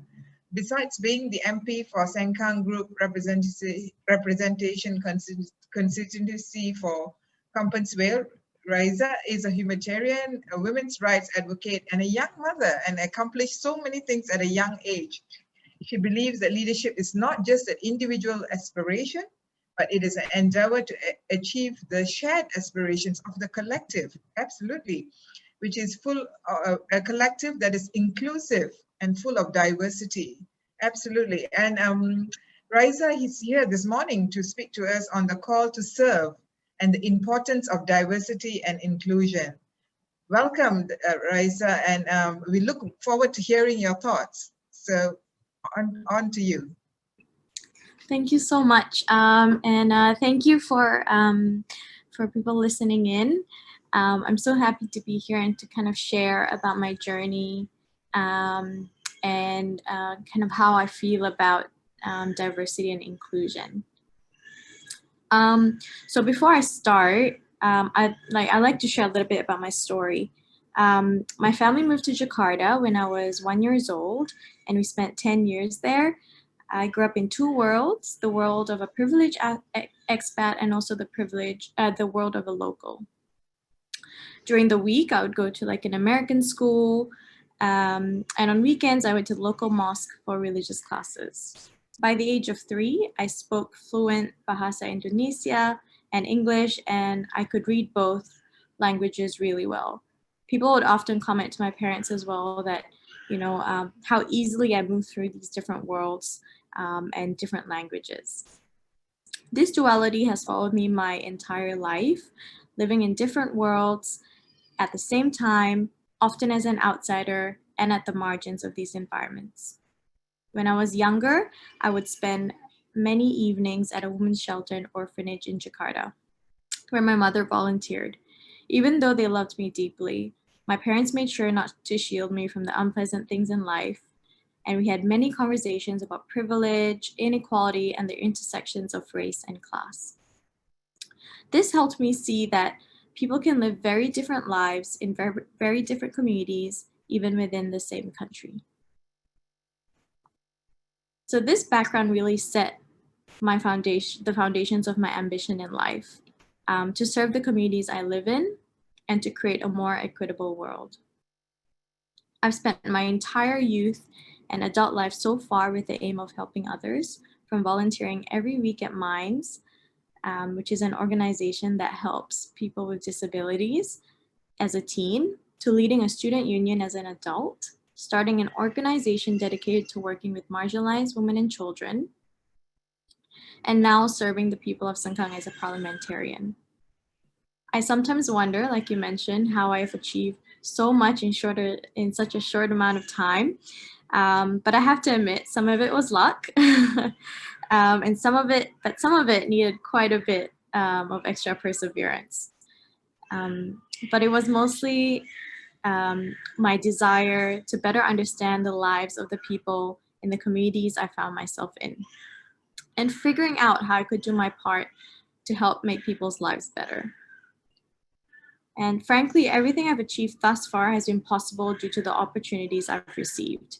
My life so far has involved a lot of firsts. I was the first woman of color to lead a student union in Western Australia, and the first minority and youngest opposition MP in Singapore. But I'm really thankful that other minority communities and leaders have paved the way for people like me to break new ground. It's so important to see that it's possible to become what you aspire to be. That's something I strongly believe in, and we all need to do our part to let our youth, especially young girls, know that they can achieve much more than they imagine. Beyond the emotional aspect of why diversity and inclusion are important, there is also a more practical aspect. People today better appreciate diversity in the leadership of businesses, be it B2B or B2C. Countries around the world are also introducing requirements to improve diversity in the boardroom. However, increasing diversity should not just be about improving the organization's image or fulfilling regulatory requirements. It should stem from acknowledging the value that diversity brings. And what is this value? Many studies have shown that diversity in leadership at all levels of an organization contributes to improved organizational performance, corporate culture, leadership, innovation, and flexibility. A study by Boston Consultation Group found that diversity in leadership teams was a key driver of innovation, which led to companies reporting up to a 19% increase in innovation revenue. We live in a VUCA world, volatile, uncertain, complex, and ambiguous. And as organizations prepare for a post-COVID world, they need a diverse workforce to stay flexible, innovative, and competitive. Of course, increasing diversity also comes with its own set of challenges. It is in human nature to feel more positively about people who have similar backgrounds or attitudes as ourselves. This is why improving diversity in its many forms, age, disability, gender, race, ethnicity, religion, sexuality, requires conscious effort on our part. Nor is this more crucial than in managing diverse teams. Beyond creating and promoting an inclusive organizational culture, leaders must learn how to communicate effectively and, most importantly, empathetically, and remain open-minded at all times. Looking at the other side of the coin, improving diversity and inclusion in the workplace often means lowering barriers that might otherwise hinder socially disadvantaged groups, such as women or minorities, from contributing to our workforce. We can break down these barriers. When we break down these barriers, individuals from these groups can access a wider range of opportunities. The impact of this is a significant one: empowerment. The impact of empowering a single individual may not seem significant at the organizational level, but in my experience working with disadvantaged and marginalized individuals in various communities, it has taught me how empowerment can have an immeasurable positive impact on real people. One such individual that my organization has worked with is Rabia. Rabia was born in Rakhine, Myanmar, but at age 13, her village was burnt. With nowhere to go, her relatives sold her into a child marriage, and she was smuggled out of Myanmar to Kuala Lumpur. That journey alone was absolutely horrendous. In Kuala Lumpur, life did not get easier for her. She was repeatedly raped by her husband and had a baby by the time she was 14. As I sat there looking into the eyes of a child, eyes that had witnessed trauma, injustice, and violence, with a childhood robbed of innocence, she told me about her aspirations. Rabia shared that her goal was to be able to divorce her husband and move out of the house. I asked her how we could help. She mentioned that she would like to learn Malay and that she wanted to expand a business that she started. Rabia was selling a Burmese delicacy, most commonly known as pan, at her stairwell and was doing well. However, she wanted to start selling at the nearby market as the footfall was higher. To do this, she needed more funds. So we gave her 300 ringgit and also started her for Malay classes at the organization. Within a few months, not only was her business thriving at the market, but she had also expanded. She started hiring other Rohingya women from the center to peddle pan at different areas in the market. She was then able to move out of the home and rented a room from a distant relative. Unfortunately, Rabia and I lost touch after that, but a year ago, she reached out to tell me that she and her daughter had been resettled to the US. While Rabia's story is one of personal resilience, it is also one of empowerment through upskilling and entrepreneurship, demonstrating the importance of empowering individuals at an organizational level. With more opportunities available, empowered individuals are better able to take control of their lives, have better self-esteem, and become more confident. They perform better, commit to their workplaces, and are more satisfied with their jobs. Most importantly, they can make positive decisions that help them fulfill their goals and aspirations. I have been fortunate to be in a position which allows me to realize my ambition of serving the community and speak up for people less privileged than I am. However, not everyone is fortunate enough to pursue their aspirations due to systemic barriers or a lack of opportunities. Fostering greater diversity and inclusion in the workplace and in society is a great way to help individuals get closer to achieving their dreams. Like what was mentioned, leadership in my view isn't just an individualistic aspiration, rather an endeavor to achieve the shared aspirations of a collective that is inclusive and full of diversity. Thanks.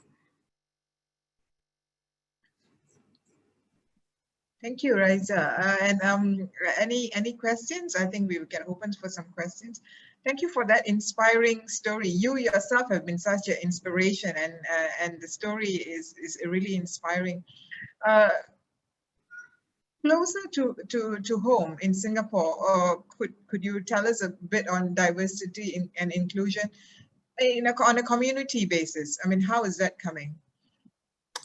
I think we do have a long way to go. You know, if we just look at the workforce, I think there is a lack of minority women participating, and that is due to many factors.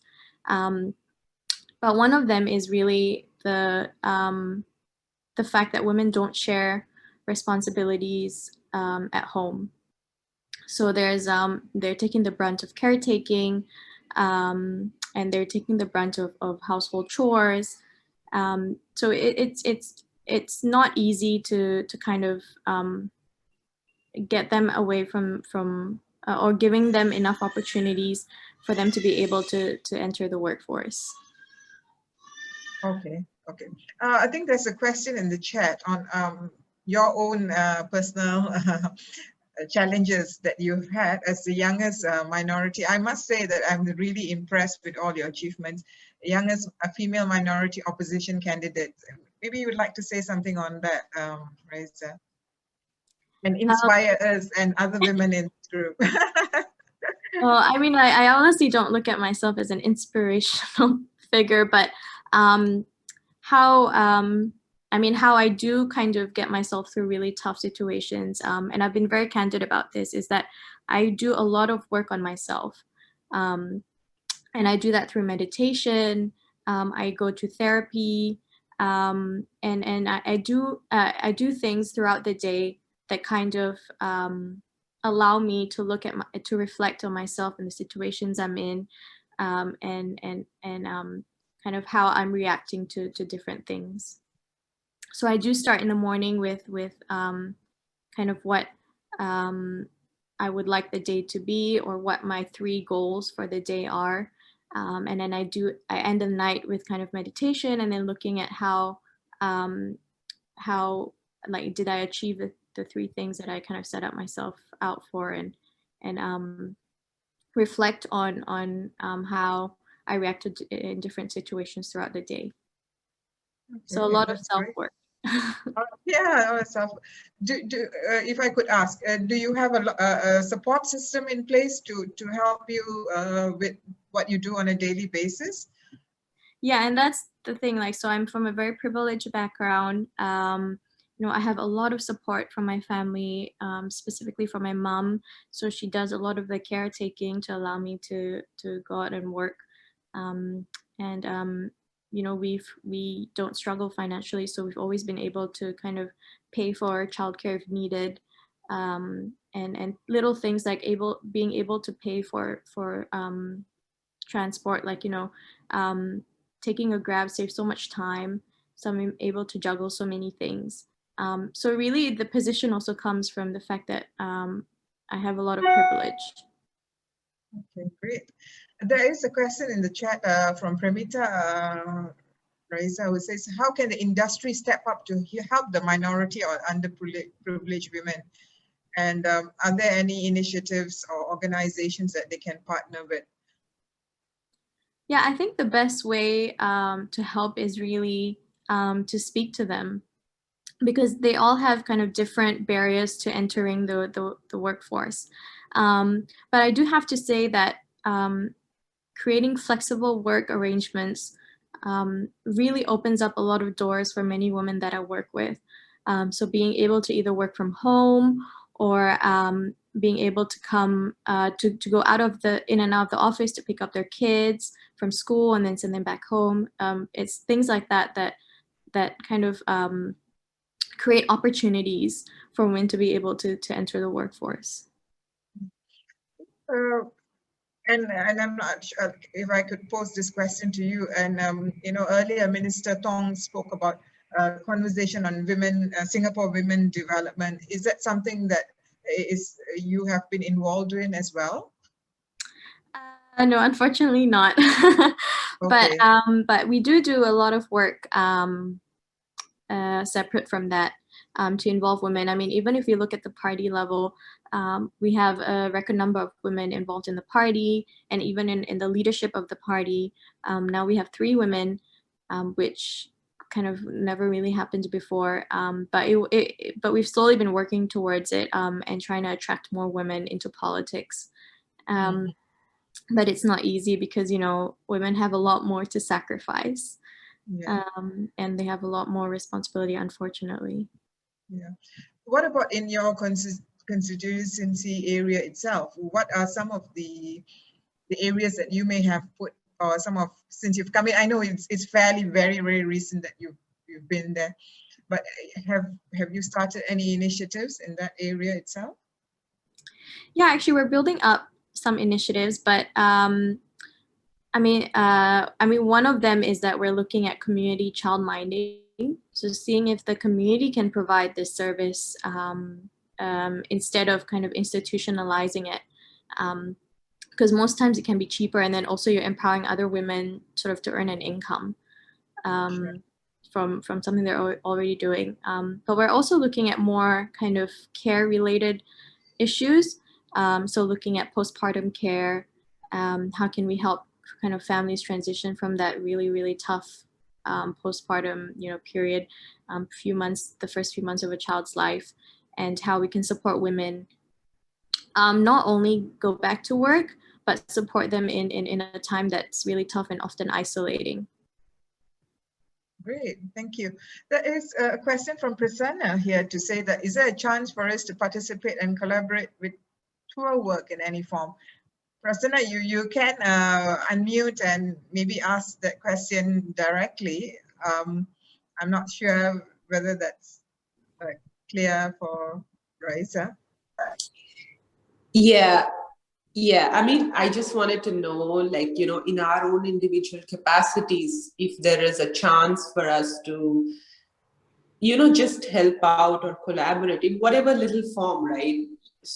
I know there's a lot of organizations out there, but if something that you are doing, as just a lead from here, because your story was so inspirational, so I just put it out there. Oh, that's really wonderful, Prasanna. Thank you so much. I think that is really noble of you as well. And yeah, Raisa, you want to say something on that? Yes, thank you so much. I mean, definitely, please send me an email and I'd love to collaborate. We have a center currently in Johor. It's called the Reina Movement Women's Development Center. And in the past, we were providing psychosocial support, but currently because of COVID, we kind of only do immediate relief, so making sure that people have food and clothes and sanitary products, things like that. And we serve the refugee community, mainly specifically the Rohingya refugee community.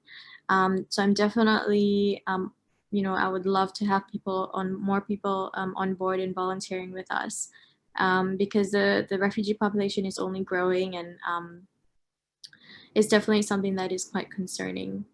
And they've been really affected by COVID as well. Okay, great. Thank you, Raisa. Just one last question, and maybe something that you want to say is that, what would be your message to women here today? What would be your key takeaway to them? What is that you want to inspire them or leave them with that they can do, or they can upskill themselves? I mean, I'm not sure if this is inspirational, but I do want to say that oftentimes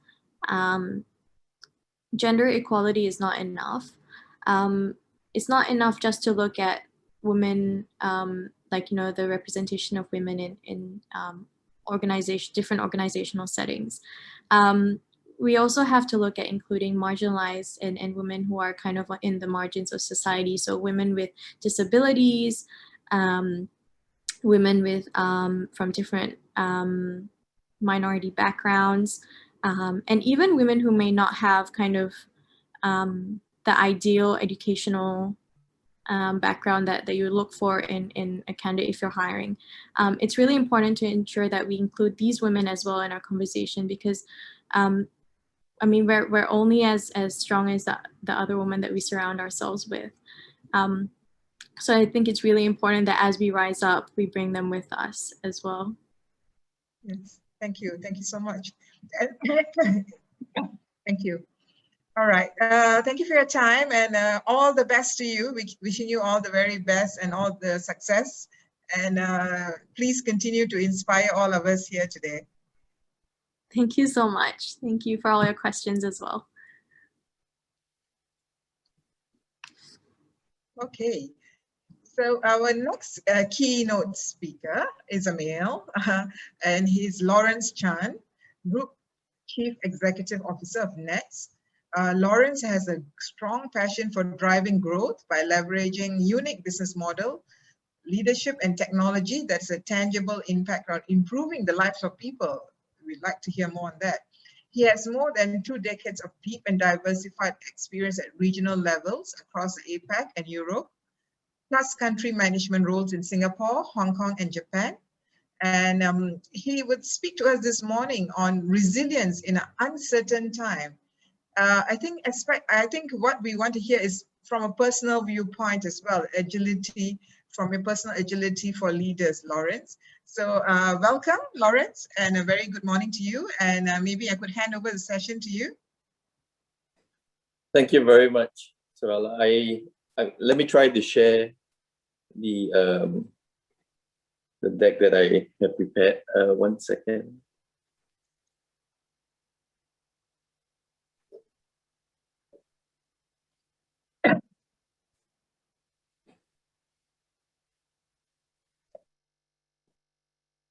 Do you need a hand, Lawrence? I should be able to do this, but I don't know why. So if you just have the presentation open, Yeah. and then click share screen. Yeah.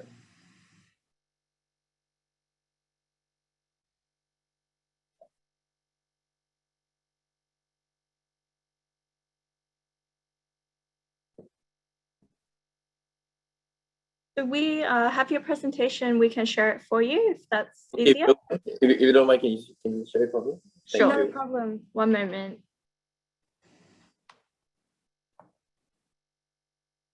Thank you for this opportunity. I hope to be able to add value to this fantastic forum that has been arranged. I plan to maybe speak for about 15 minutes with a few things that I've prepared, and I think the rest, do stop me anytime for any question or even at the end. Yeah, sure, Lawrence, thank you. Yeah, the topic that I mean, as a mode of introduction in terms of resilience in an uncertain climate, and women in leadership especially, I've been, this is a new role for me. I only started in June last year, so I don't know whether I can say it's new, but it's still less than a year. And it was quite a challenging time to assume a new role where I could not meet my team face to face until a while later. So I assumed the role just as phase 2 opened last year in June. And yeah, it's been a very interesting journey trying to keep the business afloat, trying to engage the leadership, engage the team. Yeah, so really, it's been a journey that I've been really enjoying, I would say, and at the same time enjoying trying to make a difference. I've had the privilege of working in organizations that have allowed me to be exposed to increased consciousness on diversity and inclusion, increased consciousness on women in leadership. I have just before I joined Nets, I was with Visa. In fact, I spent 2 stints at Visa. The earliest stint, Visa was not even a listed company. They were at that time only defined as an association. And in between my 2 stints at Visa, I spent just over 10 years with American Express, of which 4 of those 10 years was based in Tokyo, Japan with my family. Came back with Amex and then also joined PayPal before I went back to Visa. So in all these American companies, I guess I've had the privilege and now trying in the leadership position here at Nets, trying to make sure that have that with the increased consciousness of diversity and inclusion, especially in women leadership, how we can make that a competitive advantage, right? And not doing it just for the sake of doing it in that sense. Is there a challenge in sharing the deck? It's not appearing on my screen. We're sharing from our end, Lawrence. If you just wanted to tell me when to change slides. Okay, great. So maybe you can move to slide number 5. Okay. So if you can see the deck on slide number 5, there are two main areas that I'd like to speak about in the next 10 to 15 minutes. And resilience in an uncertain climate from a user experience, leveraging technology, how that is so key for us. And definitely from a people standpoint, from a people culture standpoint, how important that is for us. So yeah, these are the 2 main points I would like to speak to, and I would like to share my personal experiences based on these 2 things. So moving to the next slide, number 6, digital payments and the pandemic, right? It's really hard to say that there's a good thing that came out of this pandemic, right? Because of the loss of so many lives and the impact on so many people. But from a payment standpoint, there's a silver lining for us really is the fact that this pandemic has encouraged more digital payments. In Singapore, for example, prior to this pandemic, but it was not so common for people to know how to scan a QR. Right? Today, because of safe entry, most of us know how to scan a QR. Most of us are not afraid. Most of us know how to do it. And if in Singapore, you probably experience in most hawker centers now, in fact, more than half all the hawkers in Singapore, we now have QR payments, which our team here has really helped enable. Right? So digital payments through a pandemic has helped us to some extent and shown us where the opportunities are in different places. Moving on to slide number 7, and this is where I had the great opportunity to appear to be interviewed by the Straits Times.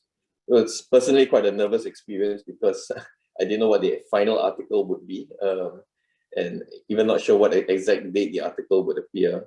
So I couldn't even give my family a heads up when this was coming out. But it really gave me an opportunity to share that the opportunity for Nets, especially for us that we've recognized through this pandemic, is how can we be more relevant online, right? So how can we leverage technology to even help more and serve our community better, of both buyers and sellers?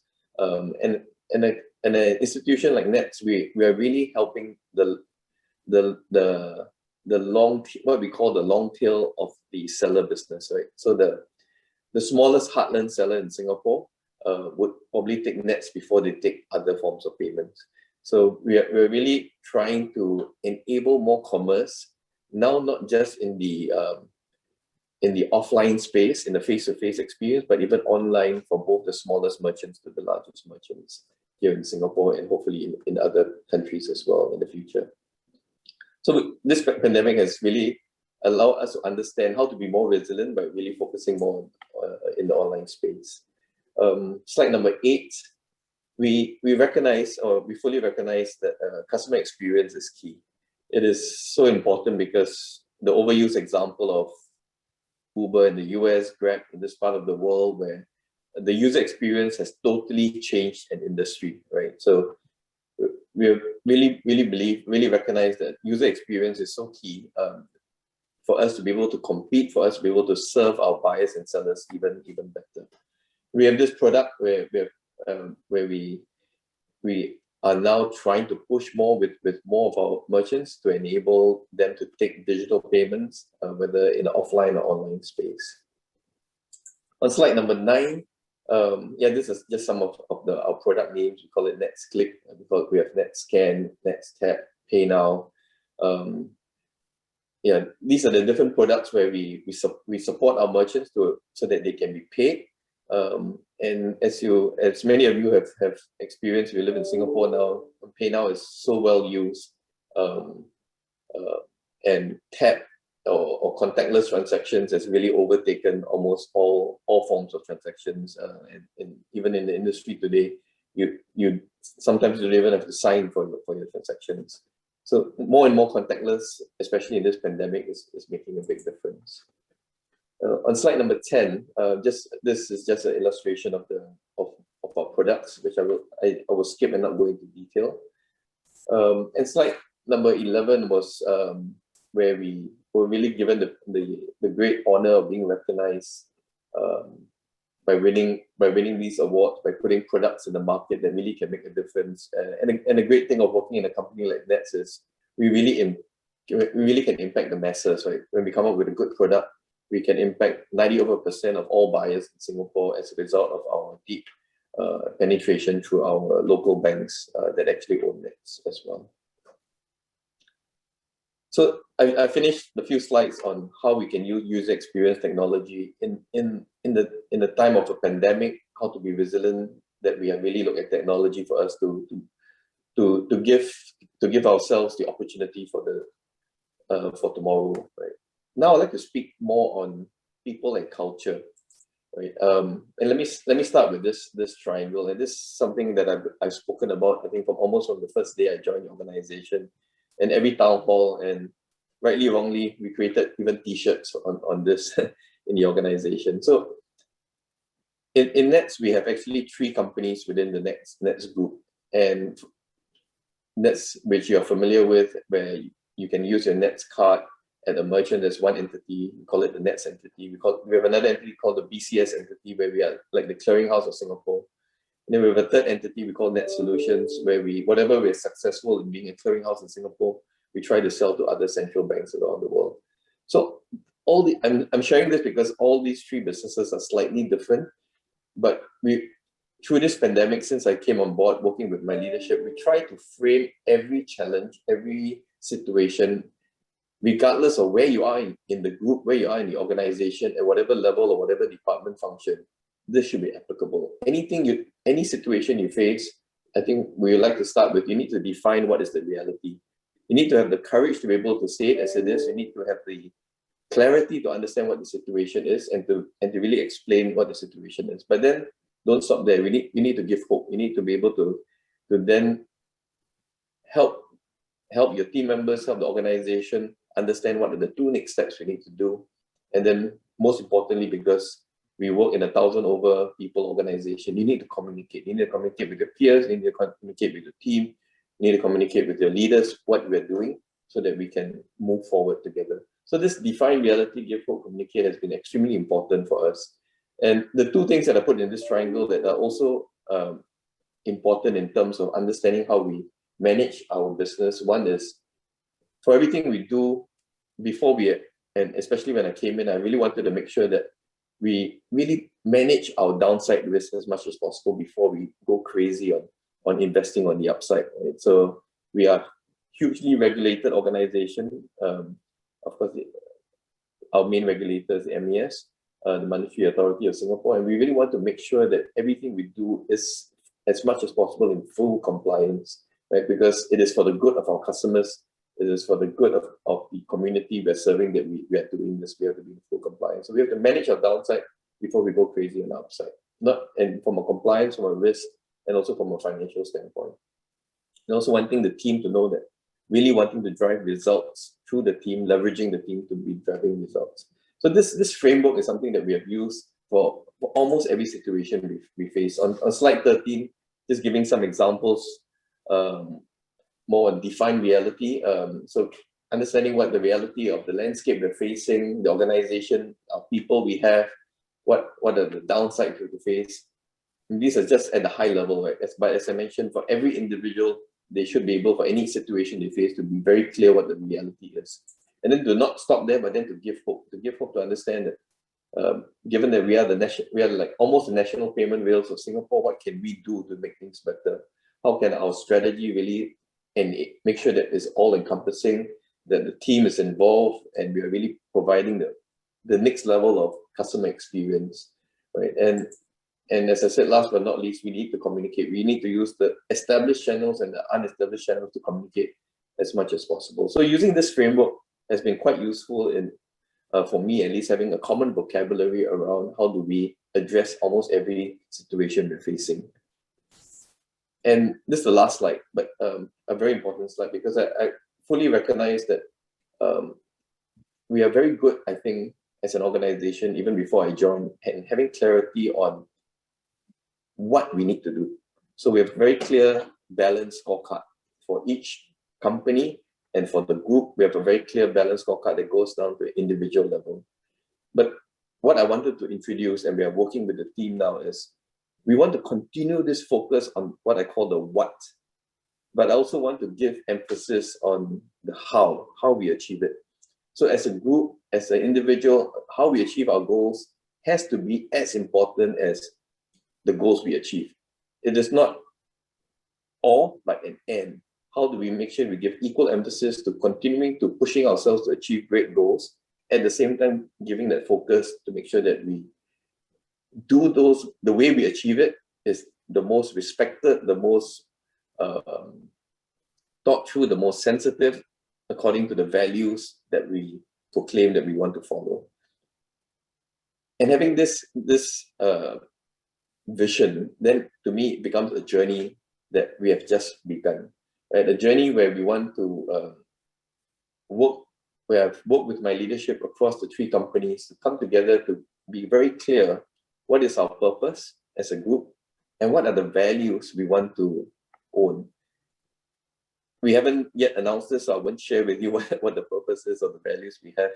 But we're really very excited in terms of, because we now have words, I would say common words, where I believe it is not just it's not just motherhood words, if I may say, like teamwork, integrity. We have really tried to find words that mean something to us, align to it, agree to it, and then we are now able to share with our teams these words that we have come up ourselves. And as I said to my leadership team, the time that we've invested on this is so important, because the body language will speak louder than the way they share this with their teams, right? The body language will demonstrate how much they believe in it, how much they want to make this a part of the way we do things. And of course, to me, very important, which I've made it something that all executives in the organization would need a personal development plan, right? So we now put in place a personal development plan. We have trained everybody to create their own development plan. We're in the process of training every leader to be able to coach each individual on what their development plan is. And the way I think about it is we spend so much time, so many hours trying to make nets better for our customer, trying to make nets better for the buyer, for the seller, for the communities we serve.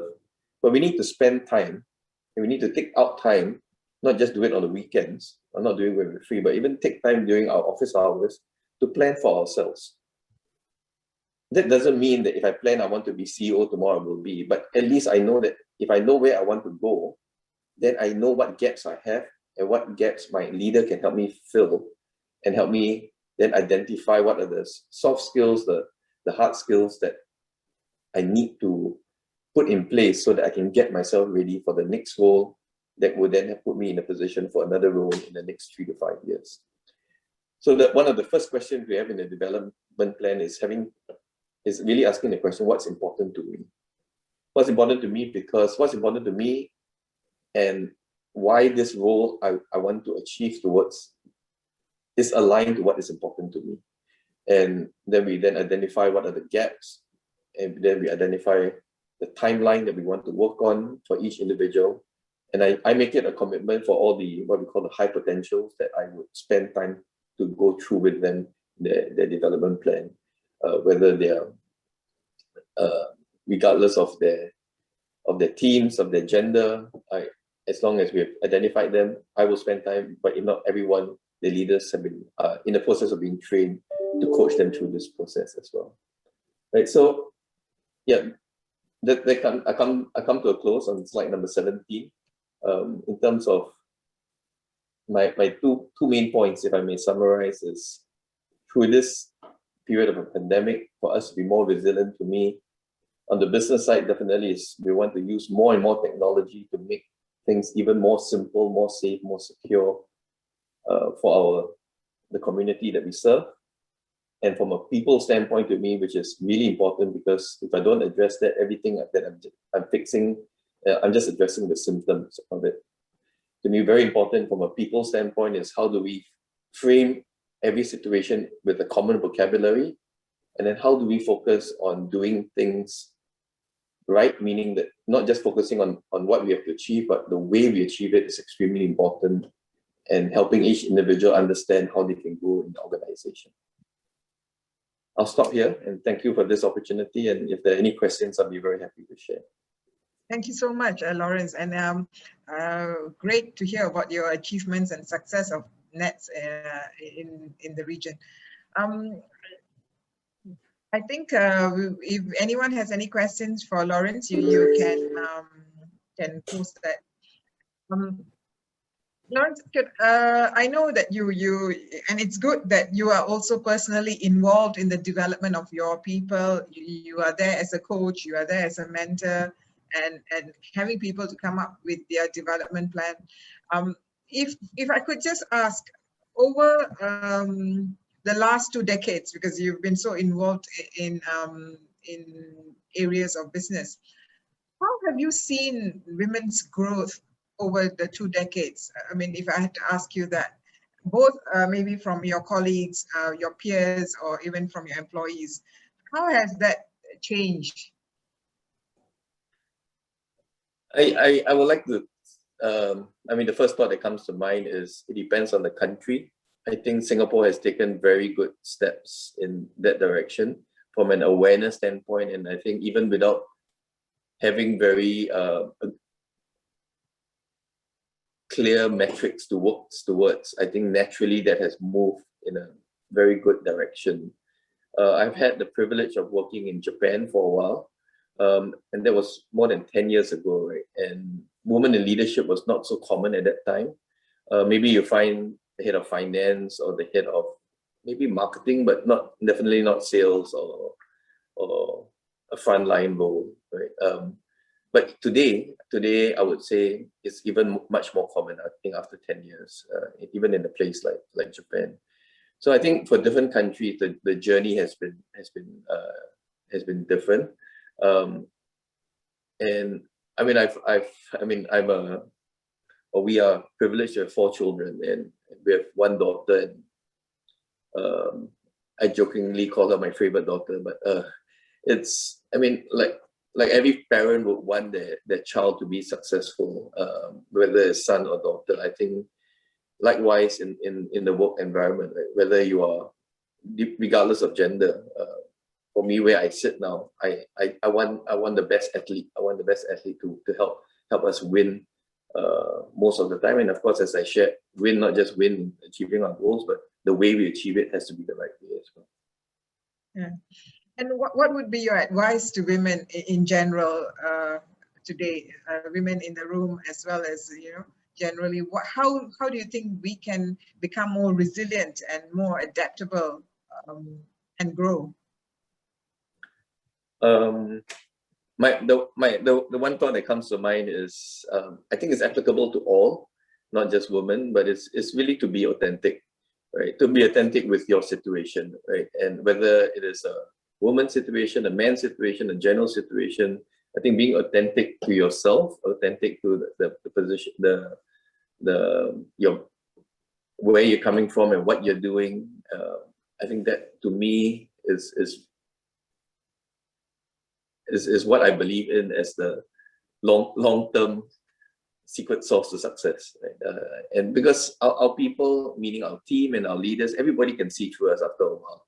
Right? So I think it's important for us to be authentic, and then to be, if I may use that triangle just now, after what we're sharing, right, is being clear what the situation is, being able to have the courage to say it as it is, being authentic as we can, to articulate what is the reality we're facing, how can we help the reality be better by giving hope, and then how do we share with others. So this would be what comes to mind. Okay, there is a question in the chat. As a leader, how do you get people to take ownership of their career and development plan?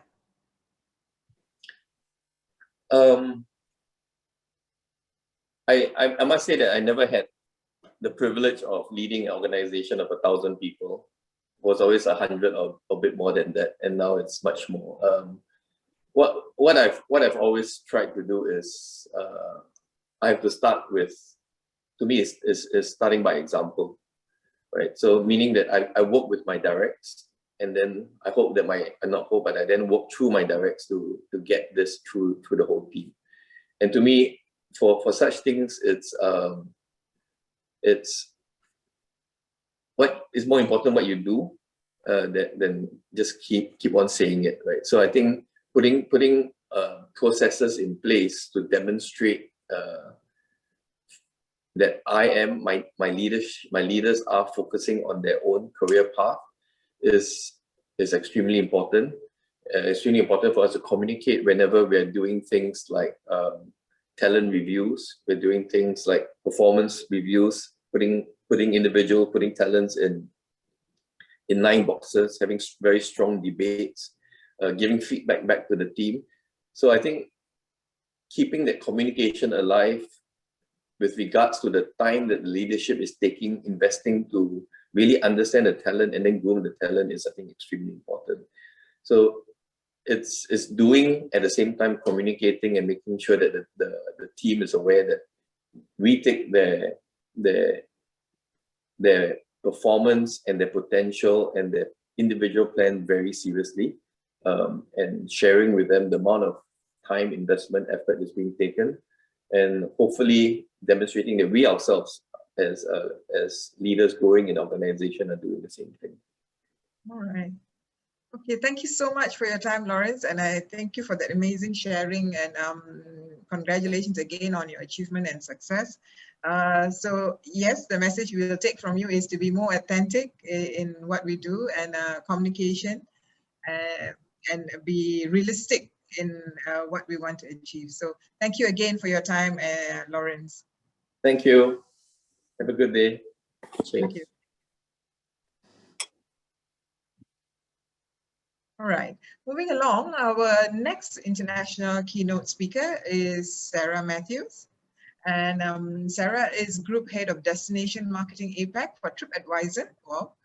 And she has over 20 years of experience in travel and hospitality industry. She is connected globally in the travel industry and serves on the executive board of Pacific Asia Travel Association.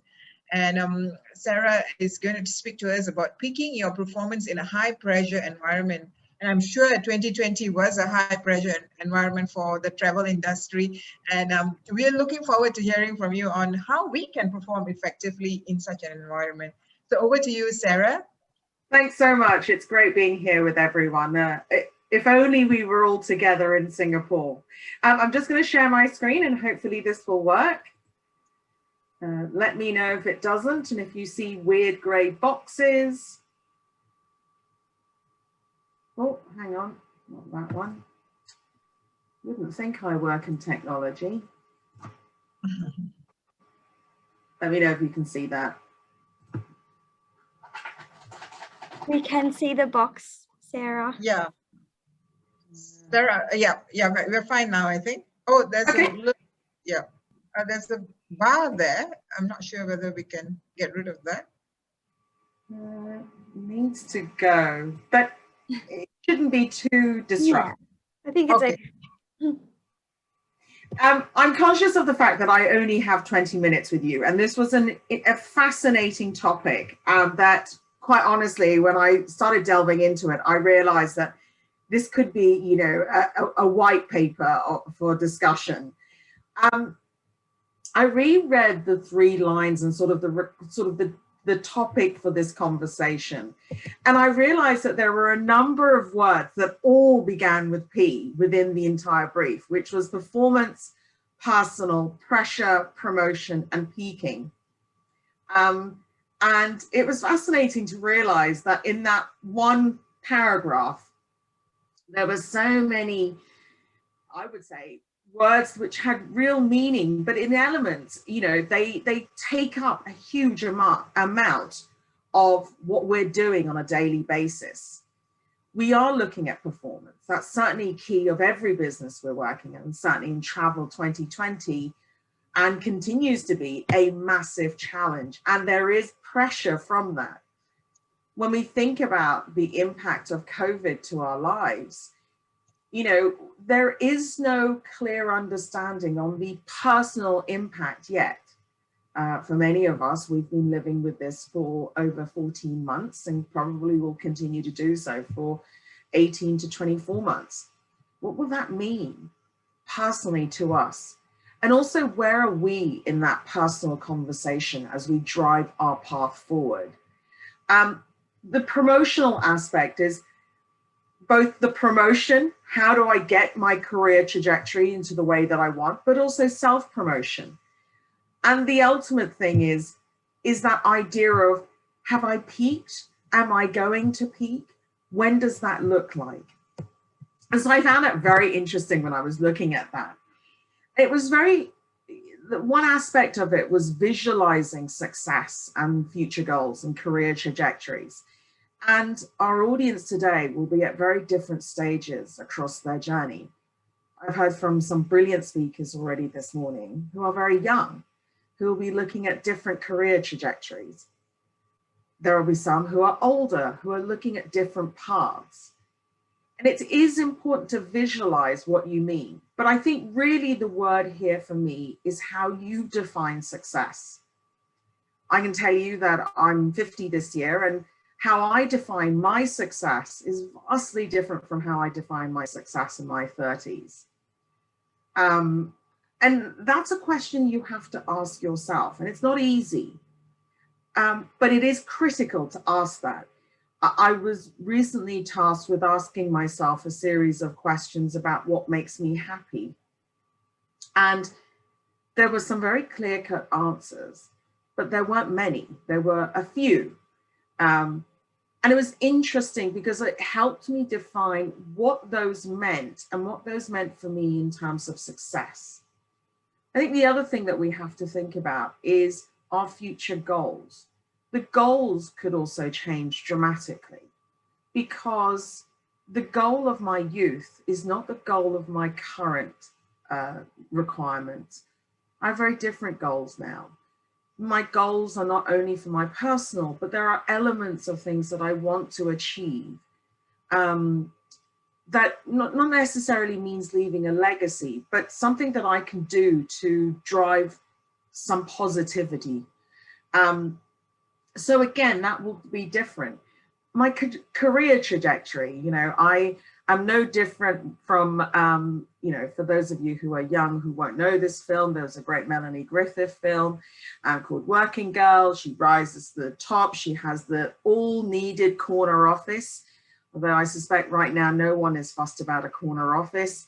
So, you know, in those days, that was what I was thinking about. But now my career trajectory is different. My key thing is what is going to be fueling my passion. If I have no interest in it, you can give me the most senior role in the world. But if it isn't going to fuel me, unfortunately, I won't be interested to do that. So I think there are things that is critical when you are thinking about success, that you are defining that for yourself.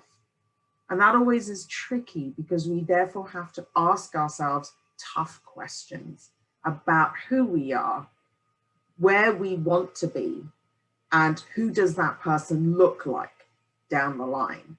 And it's not static. I think that's the key. I talk about success. The success for this lady may be vastly different from the success from this lady. Neither are less, both are equal. But success changes as we evolve. And it's not just defined by age. It's not just defined by the people we live with or the lifestyles we live. There are a variety of elements. The one thing I will say is that I think passion dictates a huge amount in that space. So a lot of the times, the way I do it myself is I actually do visualization projects. I'm a list person. I like creating lists. So I do a lot of work in writing down, what am I liking right now? What don't I like? What am I okay with right now? What would I like to change? And I build that up as a sort of foundation for myself as to, well, what's next? What is it that I'd like to do next? What are my other opportunities to feel that success? And that may not be as we imagine it. In recent months, I've fallen in love with kayaking. You can say there's no direct correlation to any kind of success, but it's successful for me because it feels successful. It's something that I enjoy. It fuels that passion. And at the end of this, you'll hear this word consistently, and that is that passion is the only P word that I think that matters. This is a really interesting one. The other aspect was believing in yourself and valuing self-promotion to heighten your capabilities. To tell you a little something about myself, I am probably the first class of Eurasians that were normal, so to speak, or let's say accepted. I was born in the early 70s, and so there was a flurry of Eurasians born around Asia Pacific at that time. Certainly there are older generations. They had a different struggle. We really were the boom of that Eurasian group. But it's interesting growing up, in a Western culture, as well as being Chinese and English and having to balance, on the Western side, I was the foreigner. On the Chinese side, I was the foreigner. But you fit in, you found ways of fitting in. But there are elements that certainly are both huge benefits, but also struggling. Knowing yourself is difficult, and valuing yourself is difficult because the values that you think might be relevant are really modeled by other cultures or other people you live with. I can certainly be very open with you all and say, growing up in Hong Kong, one element of value was seen on the aesthetics, whether or not you were thin enough, for example. I certainly don't fit that brief. I don't blame myself. I blame the incredibly good food across Asia Pacific. But those are things that we have to look beyond. And how do you create that profile to heighten your capabilities? We also, for a lot of Asian cultures, it's not comfortable for self-promotion. We don't talk of the I, we talk of the we. We think of the collective because we don't want to be seen as aggressive, because that word has been turned into a negative rather than a positive. And I can tell you that at times, my Western culture side will be very comfortable in the id side, talking about myself, whereas my Asian side tends to be far more in the collective, just even in the simple choices of words. Especially when I'm thinking, depends on what language you think in. I think in both.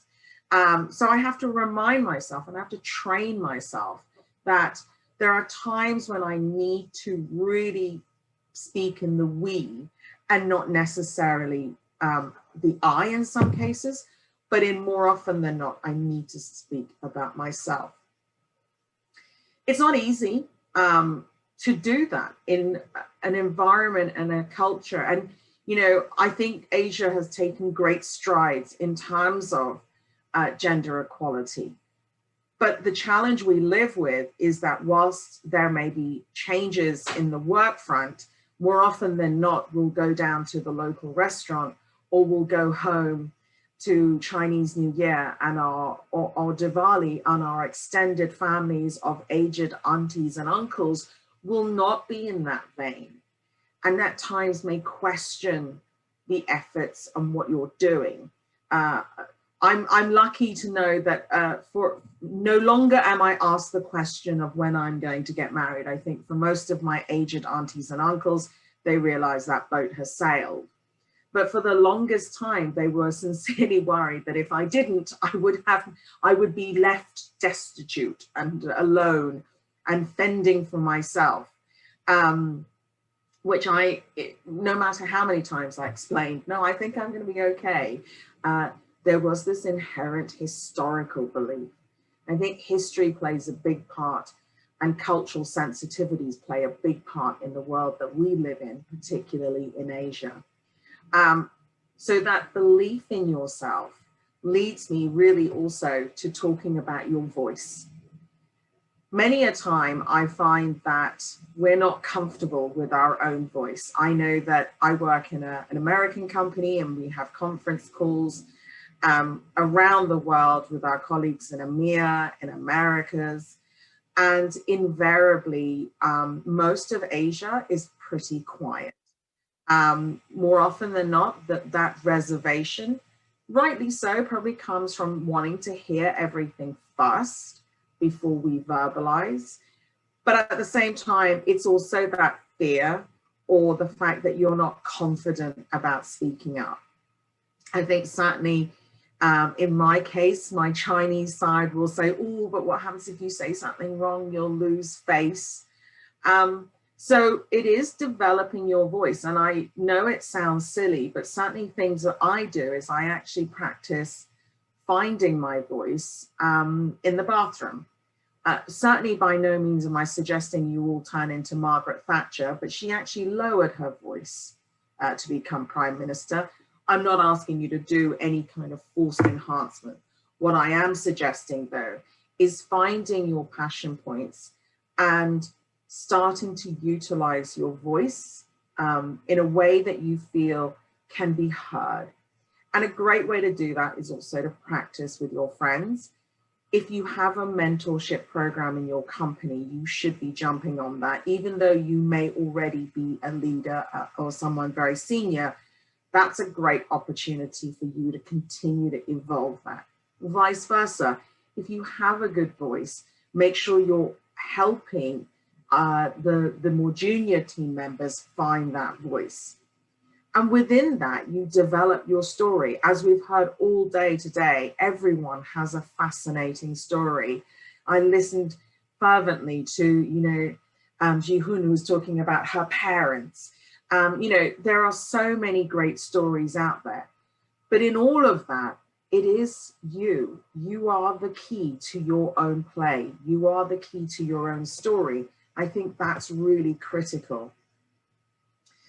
That leads to spending a little bit of time, which is one of the things that I was asked to talk about as well, was the implementing healthy boundaries between your work and your personal life. This is a fascinating topic that literally is continuously being studied, and I honestly doubt that we'll get to a clear answer anytime soon. There is a great article that I read, and you'll have to forgive me. I don't actually remember the writer, so if the writer hears of this, then forgive me, please. What he said was that there is this misconception that work-life balance is on a weekly schedule, that you look at work-life balance as making sure that you sign out by a certain time so that you've got your evening back. What he said was, it's probably better or more interesting and more manageable if you were to look at your work-life balance in terms of projects. And I found that very interesting. I have a terrible work-life balance. And I'm going to ask you guys questions. I don't know if you can answer, and I can't see your lovely faces or even the chat bot, but if you want to just put in, raise your hand or whatever, please do so. I suspect that many for us in Asia find it hard to say no. I think most of us, if your boss sends you an email, you normally respond very quickly. Probably when you're lying in bed and it's midnight and you've checked your inbox and you see an email, you'll be like, oh, they've asked me something. I've got to just quickly respond. If you have to do a late night call, you do so. And if it means you have to quickly finish your dinner, your chili crab, and run to the corner and take the phone call, invariably you do. I bet you're constantly praised for your can-do attitude. And I don't know if you get this one. I have a lot of colleagues who ask me, when do you sleep? And the truth is that if you ask most Asians, the answer is we don't sleep, that probably we're all vampires of some sort. We have a can-do attitude because whilst we want to, and we've been taught to have that can-do attitude, right? You know, can is better than cannot la, right?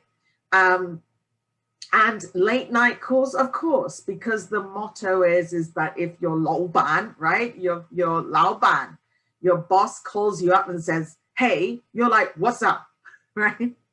And all of that is going into that work-life balance challenge, because the difference is that in our parents' era, no matter how tough the boss called them, once your parents were at home, unless their boss was willing to drive out to their house or use the old-fashioned telephone, you would not be reachable.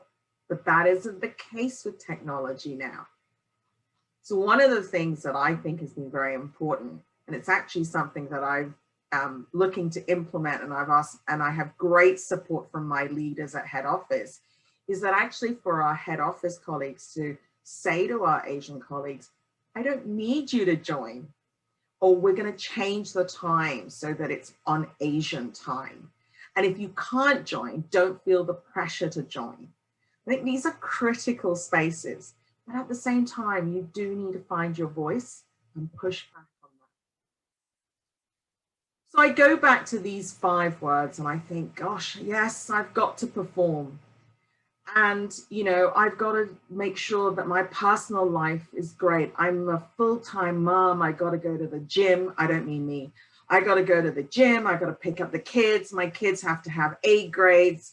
I got to be tiger mom. Or if I'm not a mom, then I need to be like out there. I've got my social life. I've got to look good for that.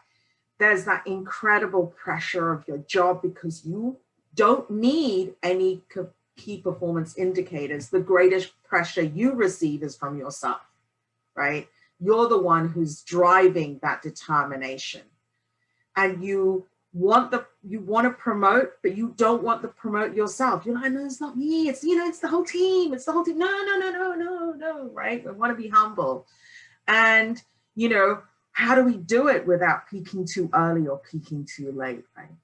So all of these, ultimately, I think the answer to it is one word, right?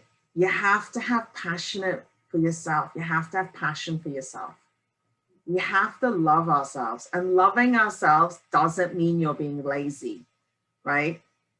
It's a tough one because what is the work ethic, right? I think in Singapore, certainly in Hong Kong, I think in India, there's 1,000 years of training, which has told us that you got to work hard to live, right? That is the ethos, to work hard.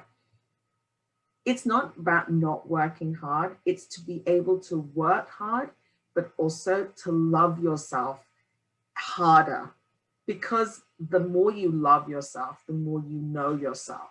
And so if you think about yourself as an athlete, you know what you're capable of doing and what you're going to build yourself up to doing. But if you focus too much time on giving everything now, you will have nothing left. I think in terms of being passionate about the work that you do, it has to fuel your love. I love what I do. I'm excited every day going to work. I love Trip. So for me, that fuels my passion. But the biggest thing I've learned to say is sorry, it's my alarm telling me my time is up. The biggest thing I've learned is to also learn to say no. And it's a tough one, and I continuously learn and stumble, but I have passion for the ability for me to learn to say no. And I have passion for everyone. And I think that's key. So with that, thank you so much. And I'll hand back over and end this presentation. Thank you. Thank you, Sarah. We could listen to you for a long time more, and unfortunately time doesn't permit. But I think what you say resonates so much with so many of us. I see so many comments in the chat, and you know, absolutely, you know, I think most of us tick all the boxes in your slide. And I mean, I'm definitely a bit older than you, but you know, we come from that school of management that says, you know, be that good employee, always be on the go, you know, and always be fast. And, you know, we were never taught to think about ourselves, and ourselves became always the last. And it took many years to unlearn that and relearn that you are also very, very important. So thank you so much for that sharing. And I'm just wondering, and I think while we wait for questions, in your own organization, are there anything particular for women that has been put in, or, you know, that they've given allowance because women have this, families or so on? Have there been any special incentives or even initiatives that TripAdvisor has taken? Would love to hear from you. Well, I think that the first thing is that we have a really balanced workforce. So my boss is a woman, and her boss is a woman, but I've had great leaders. I've had one of the best male mentors I could possibly imagine. You know, he taught me to find my voice. He gave me absolute freedom so that I could learn to trust myself. So I think, you know, we've always been set up in that organization for success on both sides, for the equality across men and women, the diversity of cultures. We have our equity and diversity team that really looks at, you know, humans, right? Everyone, not just women, but women with disabilities, men with disabilities, learning needs, all of those things. I'll give you an example of something that I think is also challenging, and I shall be very personal, Bill. I should be very personal about it, but this is the type of reality we deal with. I have endometriosis. For those of you who know, it's a very severe problem for women during menstruation. There are times when I have to verbalize that, and I've actually just put my hand up and said to my male bosses, I'm sorry, mate, but you're gonna have to deal with it. And it's uncomfortable for them, it's uncomfortable for me, but I've learned to be comfortable with it. Because if you can't say what's going on in your life and it's something that takes a hold, you have to be able to be confident to communicate.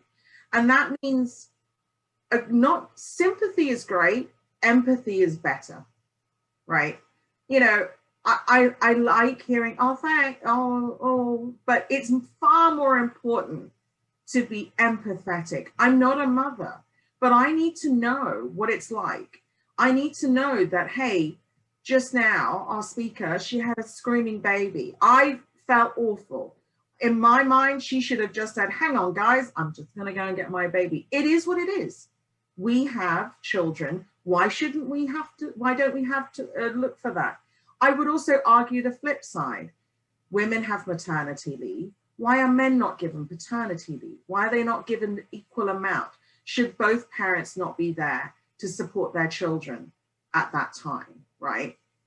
I think as organizations around there, we have to look at the needs of human, remove the color, remove the gender, remove everything else, and look at the needs. But it's got to be through the empathetical eyes rather than the sympathetical eyes.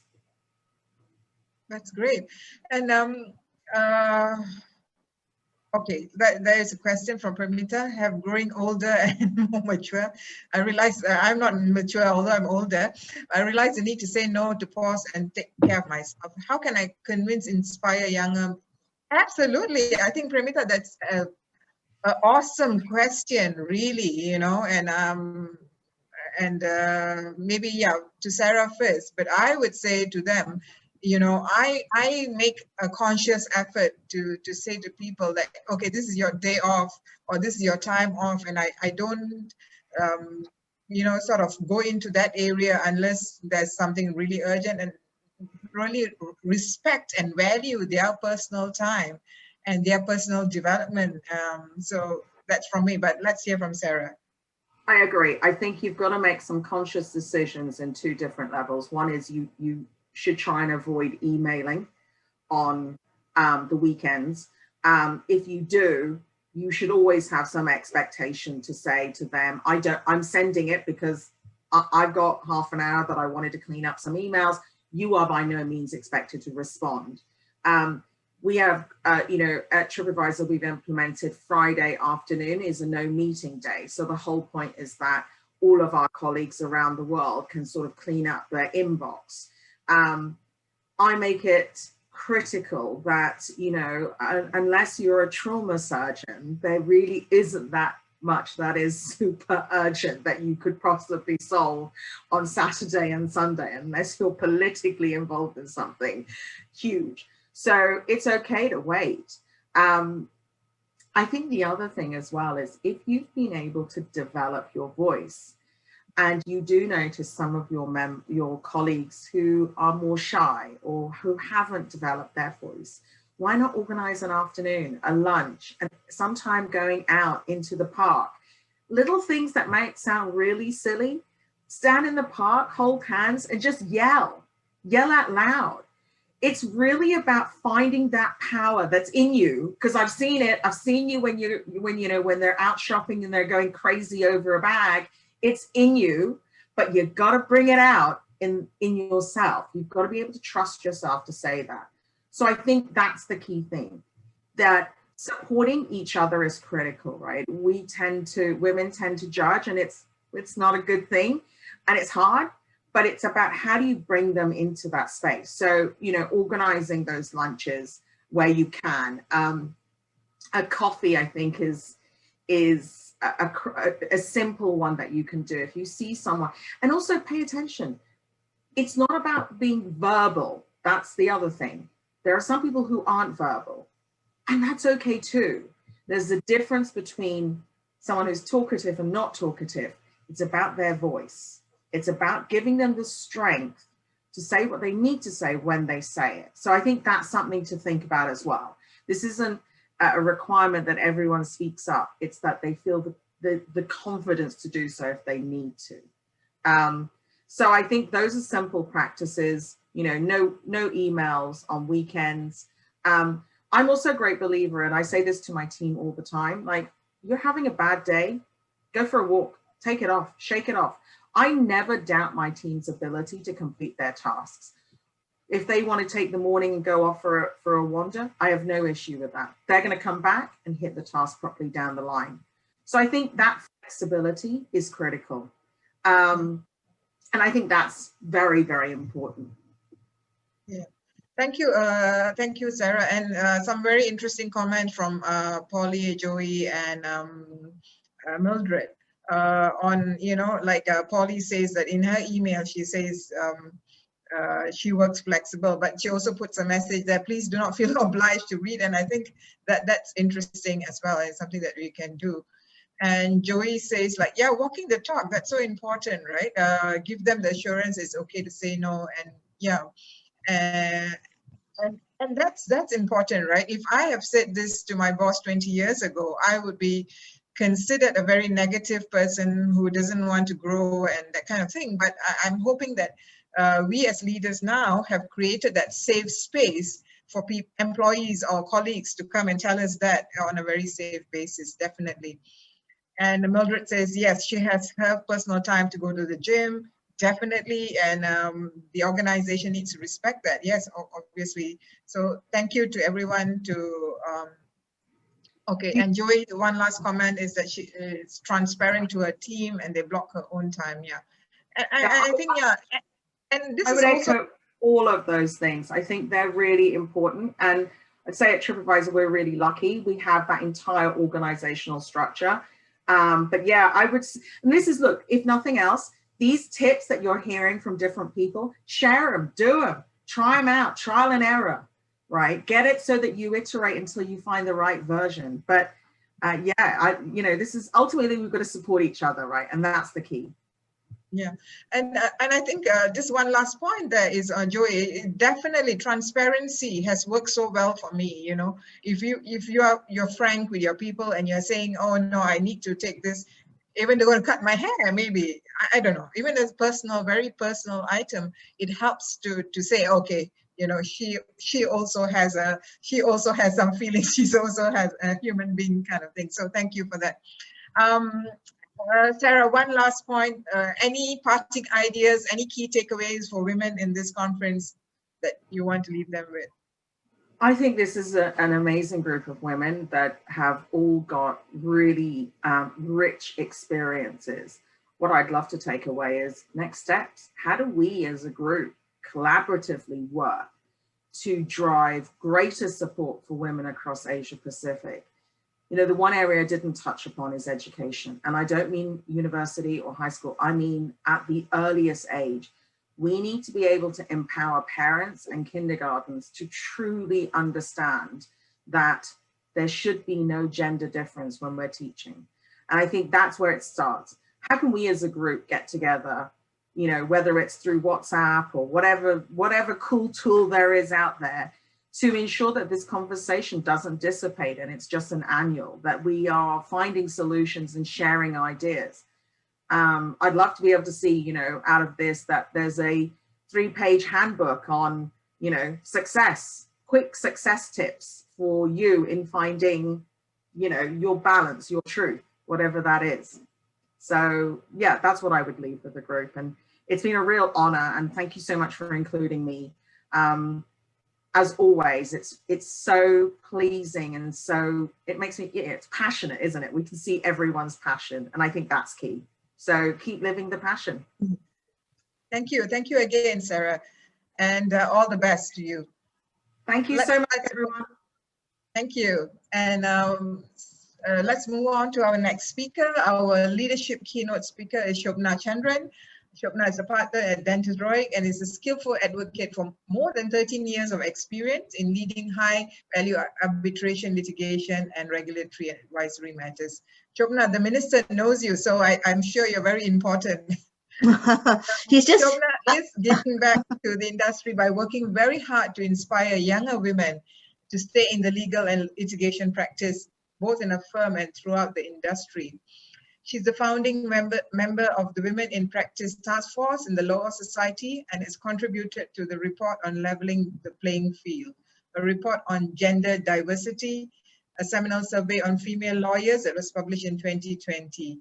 She runs a mentorship group for younger female lawyers and hopes to do more on this front and have a broader reach in the next few years. And I think that doesn't half say all your achievements and capabilities. So over to you, Shobna, to share with us on your ideas of making an impact by leveraging your authentic and unique strengths. Thank you so much, Sarala, first for that. Those kind words. I should add, because Noor sent me a message separately to say that she was impressed that the minister knew me.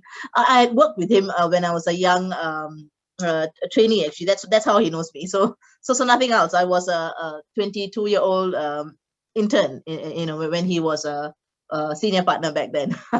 So just to kind of give everyone the context. So I will kind of launch straight in, because I think the last 2 days have been really inspirational for me. I keep hearing how folks are talking about finding your voice, challenging yourself, pushing your boundaries, etc. And it really, I think that this whole 2 days have been more educational for me than honestly what I'll be able to contribute. Just to give you some background, since we're all sharing here, I the lawyers who work with me or for me think I'm really old, but I'm actually not very old. I'm 37 years old. And, I'm kind of playing in a field in litigation where it's very male dominated. So I shared with some of you yesterday, essentially in every meeting, I'm the only female, for sure, the only senior female. And in every court hearing, I tend to be also the only senior female making arguments, etc. And the reason why we set up the Women in Practice litigation support group and mentoring group was really to a selfish reason. We wanted there to be more women, who remain in practice, and also more women in the room. And the only way we could do this, right, is from the top. And as I said, I'm not even the most the senior folks in litigation practice. I'm at the mid-level, really. The only way we could ensure that was to keep the pipeline open. And for me to talk to the younger women in my firm, other firms, etc., to say, don't quit. You may be going through a difficult time now because you've just come back from maternity leave, but it will get better. It will get better because, I can share with you my first 3 months, how it was like after I came back from maternity, but things get better, and to support them down that journey. So, I've been really pleased with this journey over the last 2 years since I started this mentorship journey. I've got people from various firms who I've, never really known, really, to be fair, write to me and ask whether I could help them on their own journey. And while, I only have 24 hours and I've got 2 children as well. I've got a 9-year-old and a 1-year-old boy and a 9-year-old girl. I do try my best to at least give a part of myself, whether it's just one coffee or a couple of emails to encourage, because you never quite know what a person is facing. And, a simple email or a simple coffee could really make a difference to them in deciding whether to stay or to go, or even something more major than that. So that's how I've always felt. And, hopefully this sharing will also help some of you guys in your own journey. So if I could trouble Taylor to just get us the next slide, I guess. Okay, perfect. Okay, so authenticity, I think, is really the most important thing for all of us, right, across professions and industries. I'll share my own personal story. For my first 10 years of practice, I think I, honestly, was a worker, right? I was doing work for more senior men. As I mentioned, in this industry, it tends to be male dominated. And I just kept doing whatever others told me. Obviously, I did a good job at my work, but I never really had a voice. I probably did have a voice somewhere in my head, but I didn't dare vocalize that. I didn't really want to kind of challenge norms. I didn't really want to challenge perceptions. So I just went along my merry path, thinking that if I do a good job, someone would recognize it one day, and therefore I would progress. But things really changed when I came to my current firm, and I found a mentor, who was the managing partner back then, who really was able to create a safe space for myself and for the others as well in the firm, to try to experiment on things and even get it wrong. So what Sarala said yesterday about creating that safe space, that's so important, I think, really, to allow younger people and everyone to succeed. The minute you feel that you're being judged, you wouldn't really dare take risks. Whereas if you feel that there's room for you to grow, experiment, and make a mistake here and there, you will be in a much better place, headspace as well, to try. And I think that really comes down to authenticity, not only of us employees, but of the leaders as well. If the leaders are authentic and they share where they are vulnerable, where they feel scared, where they feel that something could go wrong, and ask for our views, that really opens the trust, opens the channel of communication, and it really opens loyalty. I'll speak more about this later.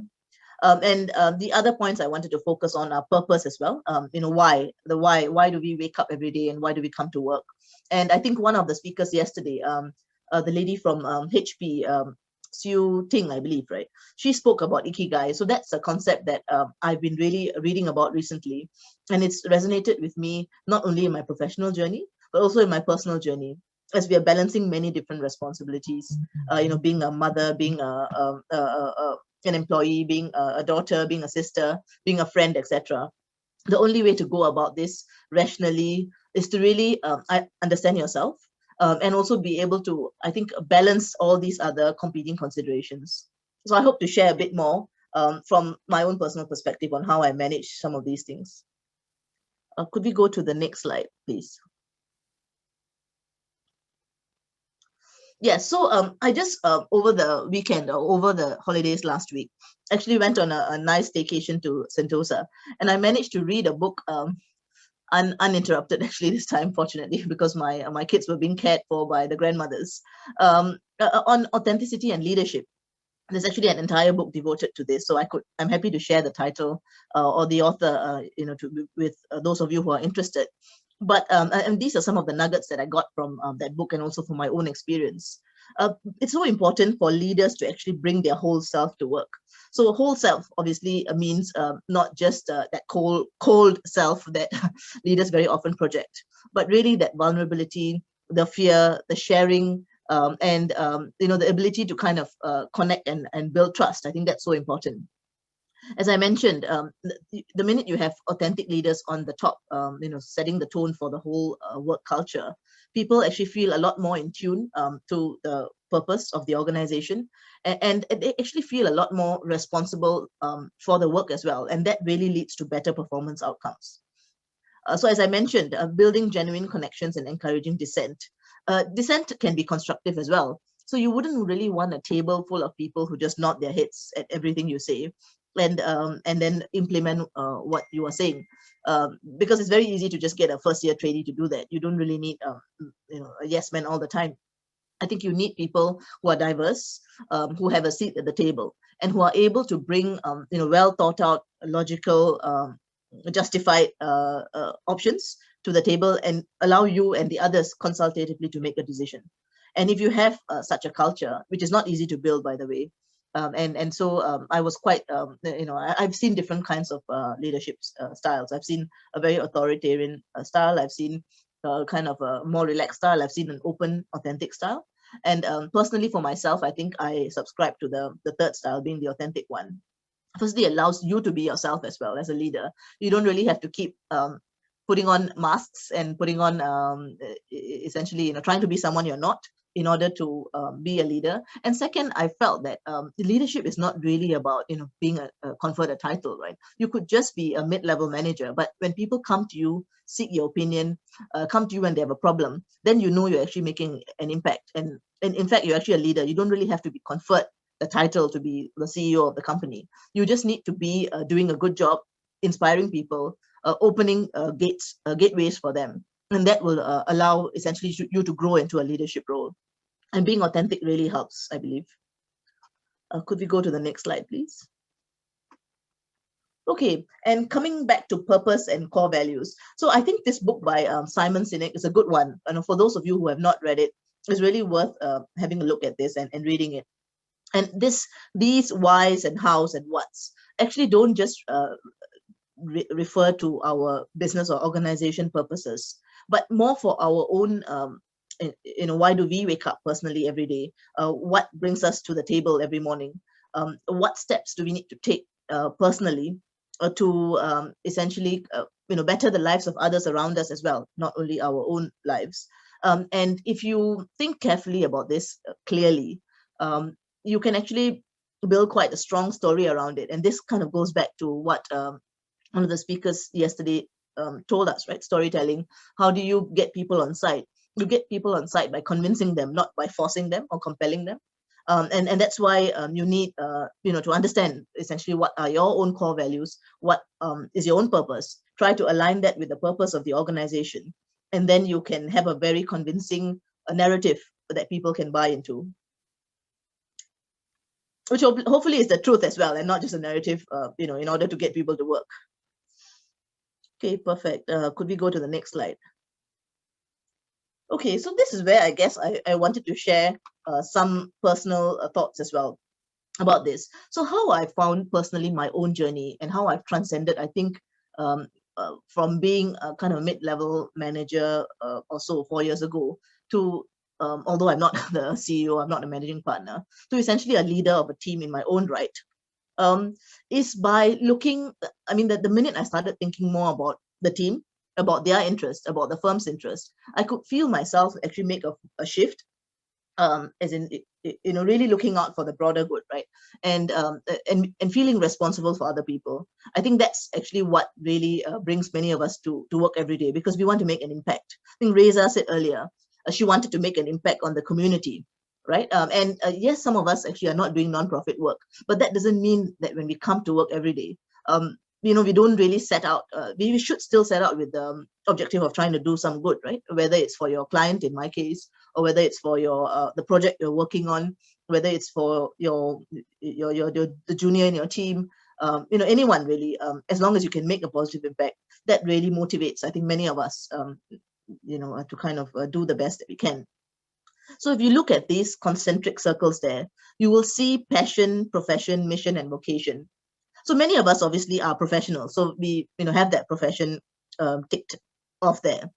And when you're able to combine your profession with your passion, that in a sense is something that very few people can do. To find something that they're really passionate about and pursue that as a profession. But let alone where you're able to combine it with a mission, because a mission essentially is something more than just yourself and your organization. You are trying to address a need that the world has. So I mean, it doesn't have to be climate change, etc. Something as highfalutin as that. It could well be, in my case, I do a lot of pro bono work. Essentially, pro bono work is work for disadvantaged communities. I act pro bono without any payment for convicts.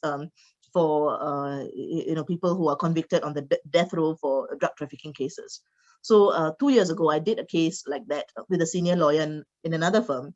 I spent 200 hours of my own time doing that together with younger lawyers.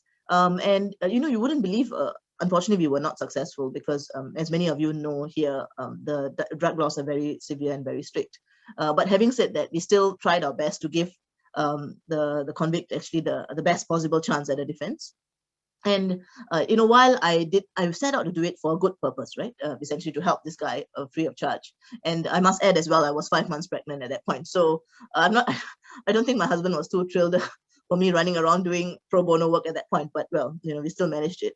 I didn't realize how much this motivates the younger millennials, right? So I had a lot of millennials who worked with me jump and want to do this case for free.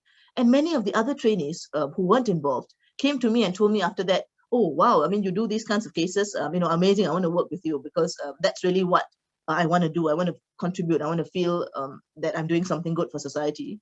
And I realized actually unknowingly, I had kind of unlocked another box to this, right? This allows me to connect with younger people who want to find purpose, want to find, what they want to find a way to do good for others. And beyond the commercial work that we do for big banks, the work that we do for funds and the tech companies, they want to be able to really reach out to the man on the street and feel that they are contributing.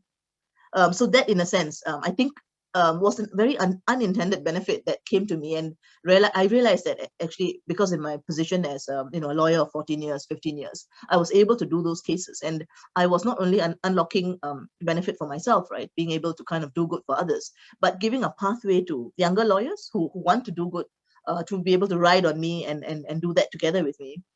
So I then became a HR magnet, and every time there was a recruitment drive, they would ask me to speak about my own experiences and how I and what I do. But really, I think doing good sometimes is actually consistent with business profit as well, because you're able to retain talent, you're able to keep people, and as long as you have very strong core values and your passion and your mission is clear. So I guess we could go to the next slide, having kind of explored how these concentric circles meet. I must say, while the slide is being turned, that I don't think I've kind of found my ikigai yet. I think I'm still somewhere there, but it's all a matter of progress, right? I think the minister said this morning that it's always a work in progress. It's never really it's never really a situation where you can say you've arrived. It's about trying to take a step every day and move forward. So I think they are having some issues with the slides. Maybe I'll just talk to you about some of the quotes I managed to pick up this morning. I wanted to share some quotes that I've been kind of reading about in books and various sources. I felt that this would be a good forum to kind of inspire each other as well. So this is something I read, I don't remember where, but it's a good one. It really motivated me. Your purpose is way bigger than anyone's opinion of you. So this, I think, in a sense, very often we are kind of put off by what people think of the way we are or what we do. But if you find your strong core purpose, you will not allow anything or anyone to come in that way. And I think that's really important, right? Being authentic, being true to yourself. Essentially finding out what lights your fire, staying the course and sticking to it. So if you're fearless in pursuing what really matters to you, I think eventually even people who do not possibly like you for whatever reason will actually come on your side, and then you would be able to build something together. So that's kind of starting point to build a community, perhaps, and slowly kind of progress towards doing good and also building your professional purpose and profile. So sorry, our internet dropped. No worries at all. Yeah. Yes. I lost the whole connection. I will go back to screen sharing for you. No worries at all. I mean, meanwhile, I'm just sharing, I guess, the other quotes that I had. Okay. So the other point is, I think someone mentioned this the other day, or maybe it's this morning, right? It's progress over perfection. I mean, unfortunately, I'm a perfectionist myself, and I very often don't start projects until I feel I'm like 150% ready. And my mentor, my boss who worked with me used to tell me, Shobna, it's more important to just make a start. I mean, it's fine if it's not perfect, right? At least you're making a start. So that's something I've essentially vowed from last year to kind of do better, right? Just make sure that I'm taking some action. Even a small step today would actually add up at the end of the year. So it's about really just taking some action. As long as you're moving it in the right direction, you're generally fine. The other one I wanted to share, I guess, is about the finding your limits, right, and pushing past them. I think many people shared yesterday that many of us are ambitious. We want to do a good job. We're very concerned or constrained by essentially expectations of us, and also the number of hours that we have a day, right? But I think it's also important for us to sometimes just take the plunge and do it. I think Vibha shared yesterday that very often when she's taken the plunge and done it, yes, she may have made mistakes sometimes. Yes, she may have had some missteps. But generally speaking, unless you do a bungee jump without a rope, right, you're going to be fine. I mean, there's going to be no physical impact. And every time someone has pushed me off essentially the cliff and said, just get it done. I mean, I'm going to just push you off because I know you won't launch yourself. It's always worked out really well. And it's shown me that I am able to push those boundaries. So I think being open to exploring, going beyond your comfort zone is really, really important. I mean, otherwise you're just stuck at that spot, right, where you're just not able to progress. And the first time it's painful. The second time you kind of feel uncomfortable. I think the third time you're raring to go and you will be pushing the boundary yourself. So you need to get into a position where you're comfortable with uncertainty, comfortable with actually not knowing what the future is, and essentially just doing your best because, as you get more and more senior and to a higher position, really there's no answer to many of these things, right? You are doing things that are unique, unprecedented. And if you are essentially a trailblazer, if you're changing the rules, you're making the rules, then actually there's not, what is there to stop you? There's nothing to stop you. I mean, subject to obviously doing it, per the regulations, doing it legally, doing it lawfully, and doing, in my mind at least, again, because this comes from a religious perspective as well, just making sure you don't harm anyone in the process. I think that's quite important, from a humanity perspective. You can obviously do as much as you can to, push the agenda of your company or the people you work with. But I think just making sure that, you're doing it within, within obviously means, and ensuring that I think that you don't harm anyone, or you don't backstab, etc. Because firstly it will come back to you. I mean, that's my strong belief. And second, we are trying to build something for that is for humanity essentially, right? That's good for everyone. There's really no need for us to kind of play playground politics and essentially just go at somebody for some reason. I mean, it's possible for all of us to coexist and survive despite having different views. And as long as we are able to accept and are mature enough to accept that, there can be a difference of views, but I can still like you as a person. It doesn't matter that I disagree with you on a point. That's where I think the maturity comes in, and that's where you're able to progress together, because the person with the better view doesn't win, but the person with the better view puts it forward for everybody's benefit. So I think, and I guess the last one I should share is this. I saw it this really early this morning. Fate whispers to the warrior that you cannot withstand the storm, but the warrior whispers back, I am the storm. So if you are the storm, and if you are the one that is setting the tone, then actually nobody can stop you. I mean, you become unstoppable, and you become essentially a force that to reckon with. But just, I guess, in the process, try and take as many people along as you can, and try not to hurt or harm anyone. I think that would be the way I put it. I am coming to the end of my time, actually, and I do have one more slide about how we can take things forward, essentially by building relationships, finding your ikigai, etc. But I thought it's better to just open it up to questions, because I think that's where we all learn more. And I'm not sure if Sarala, you want to try and pick out the good questions, or should I? Yeah, well, yeah, if people actually, I do want to make the session very interactive. So if people can just unmute and ask questions or share your thoughts, it'll be really great. Thank you so much for that sharing, Shobna. I think it's great. And thank you for picking up my point on progress as well as perfection. And that comes from an own experience, whereby I wanted to do things perfectly before I say, okay, I agree to do something, because I wanted everything to fall in line. I think, and I'm not sure whether that's with other women as well. Then I realized that no, that's never going to happen, and doing things progressively would be good. There is a comment from Joey to say that you mentioned that eventually you're following your own purpose. Would you bother to influence people who are not in the same path, which in a way is not within your control circle, or would you choose to ignore and let it run naturally? So that, okay.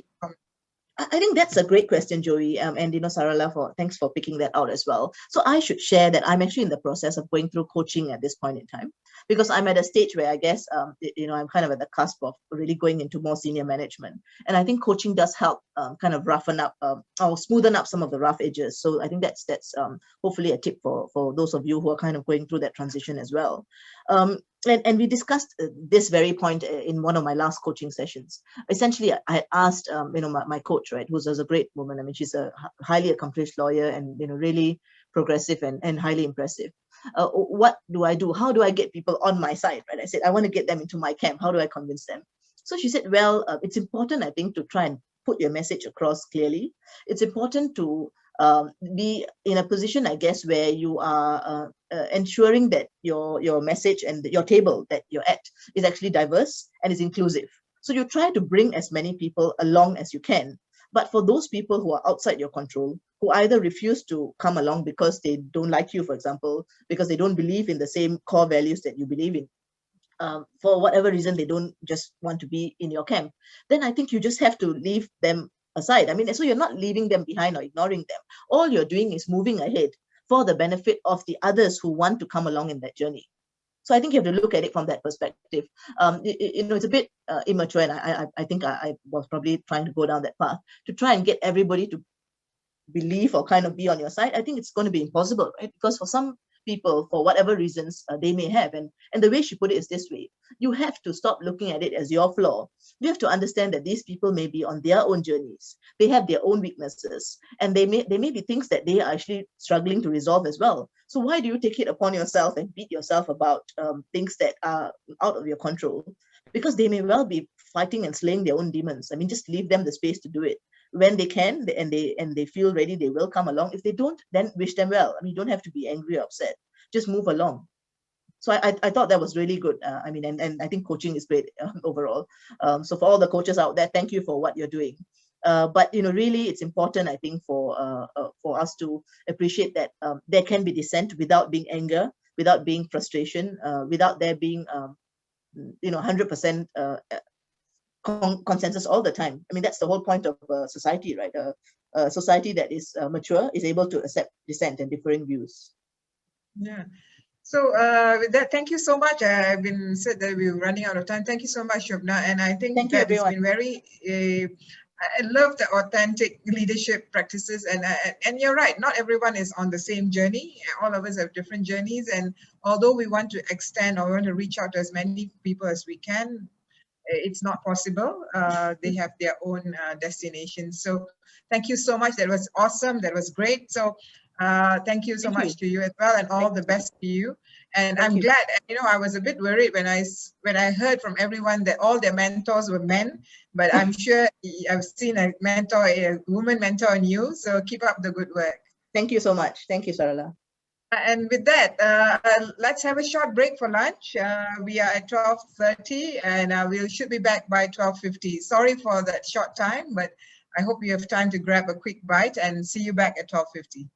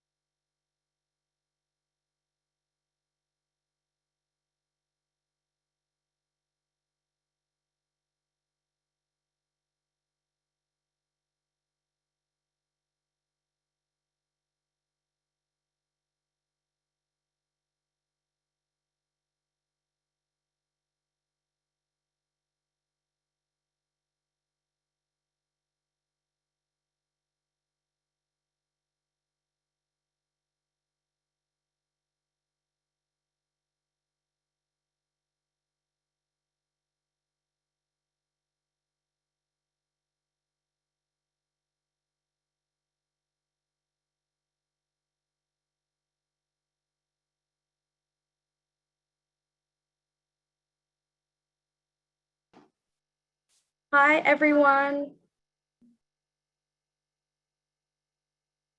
Welcome back from your lunch. I hope everyone had a well-rested break in the short 20 minutes that we had. We are about to break out into our breakout rooms or our roundtable discussions. So how it works is for the first 13 minutes, if you have told us which ones you would like to be a part of, we have automatically assigned you to those rooms. For anyone who hasn't let us know, we have automatically put you in a room, but you do have the option to leave. So you can come back to the main room and choose which one you would like to be a part of. For the second round, we will also be putting you into these 5 separate breakout rooms again, but you'll just have to bear with us during that process. So we're just about to break out. Everyone enjoy your discussions, be brave, put your cameras on and enjoy networking.